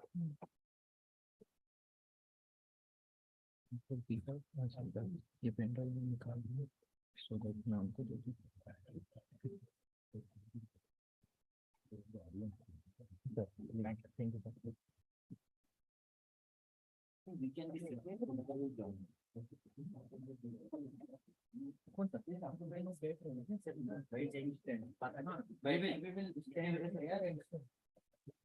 Just come, everybody. Bhumika. Organize all the photographers there. All others are come.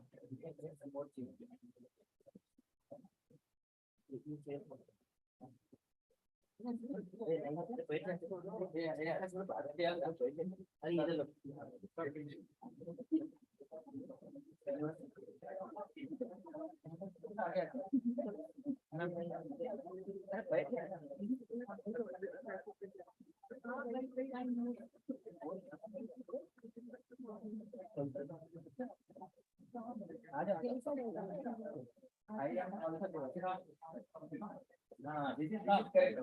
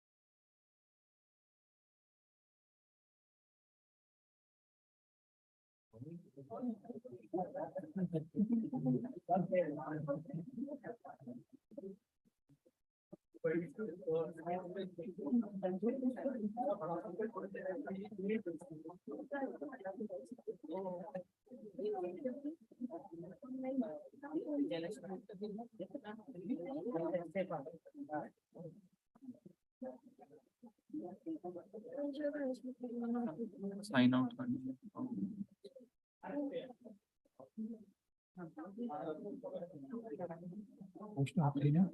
Camera को बंद कर दी। ये अभी क्या admin चालू थे नहीं चालू इसमें करते रखना था। इसको ऑन करने से क्या होगा? ये तो ऑन था पूरे टाइम। नहीं तो ये डिस्प्ले में यूट्यूब में जा रहे हैं ना। ये तो ये वाला कैमरा है, वेब कैम इसका है। वेबकैम नहीं सर, जो ये एडमिन था ना सिलेक्ट अभी क्या था, एडमिन सिलेक्ट था। हाँ जो वो येलो कलर के निशान लगा था वो यूट्यूब में जाता है। हाँ जिसको सिलेक्ट करके रखे वो यूट्यूब में जाएगा। यही सिलेक्ट था। नहीं था ना, मैं तो इनको बताने के बाद ये सिलेक्ट ना एडमिन लिख के आ रहा था देखो आपको। वो है जो खत्म हो गया।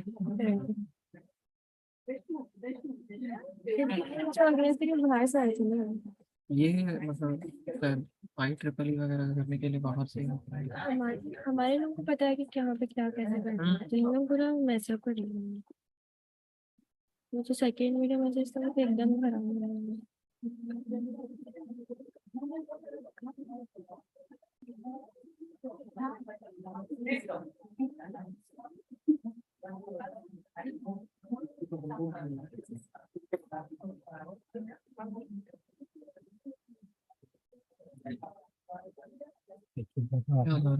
आपको एडमिन रखने में क्यों कैमरा चालू कर दिया था? कैमरा तो बंद किए थे।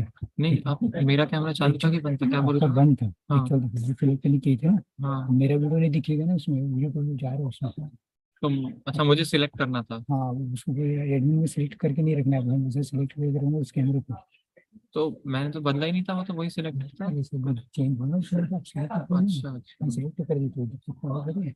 जो दो स्पेस किए ना उसको वीडियो आया नहीं, ऑडियो बस आया। ऐसे बताने के लिए जैसे जो वीडियो येलो रहेगा ना जिसका निशान जैसे यहाँ येलो दिख रहा है वो लाइव चलते रहेगा। जैसे ये है।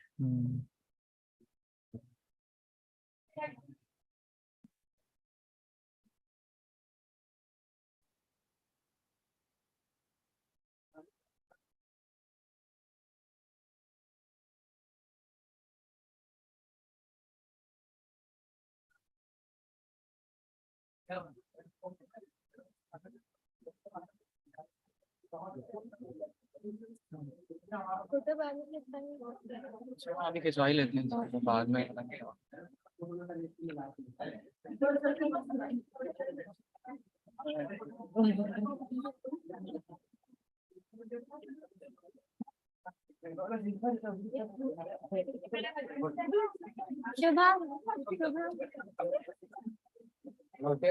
आजा तुम लोग क्या भाई, कांग्रेचुलेशन। चलो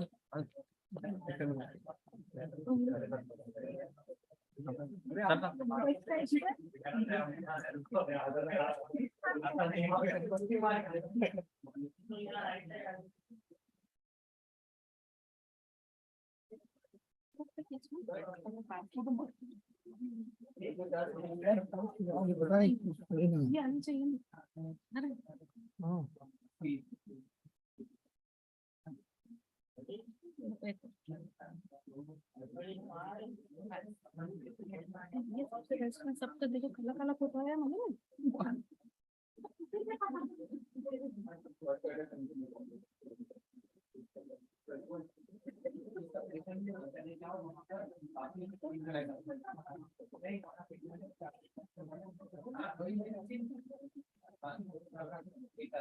इधर आ पास।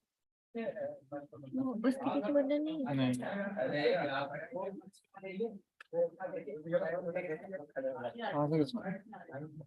हाँ, यहाँ से कैसे आ रही है? यहाँ से ठीक आ रही है। ले ले फिर देख ले, अच्छी ले। ये देखिए यहाँ से। अरे ठीक है, कोई बात नहीं। हम लोग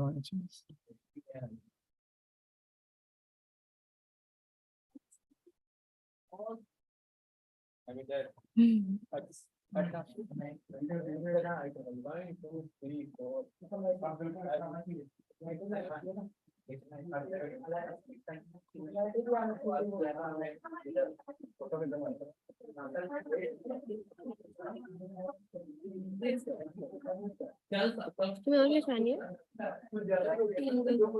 हाँ सिंगल की स्वागत है। वो 12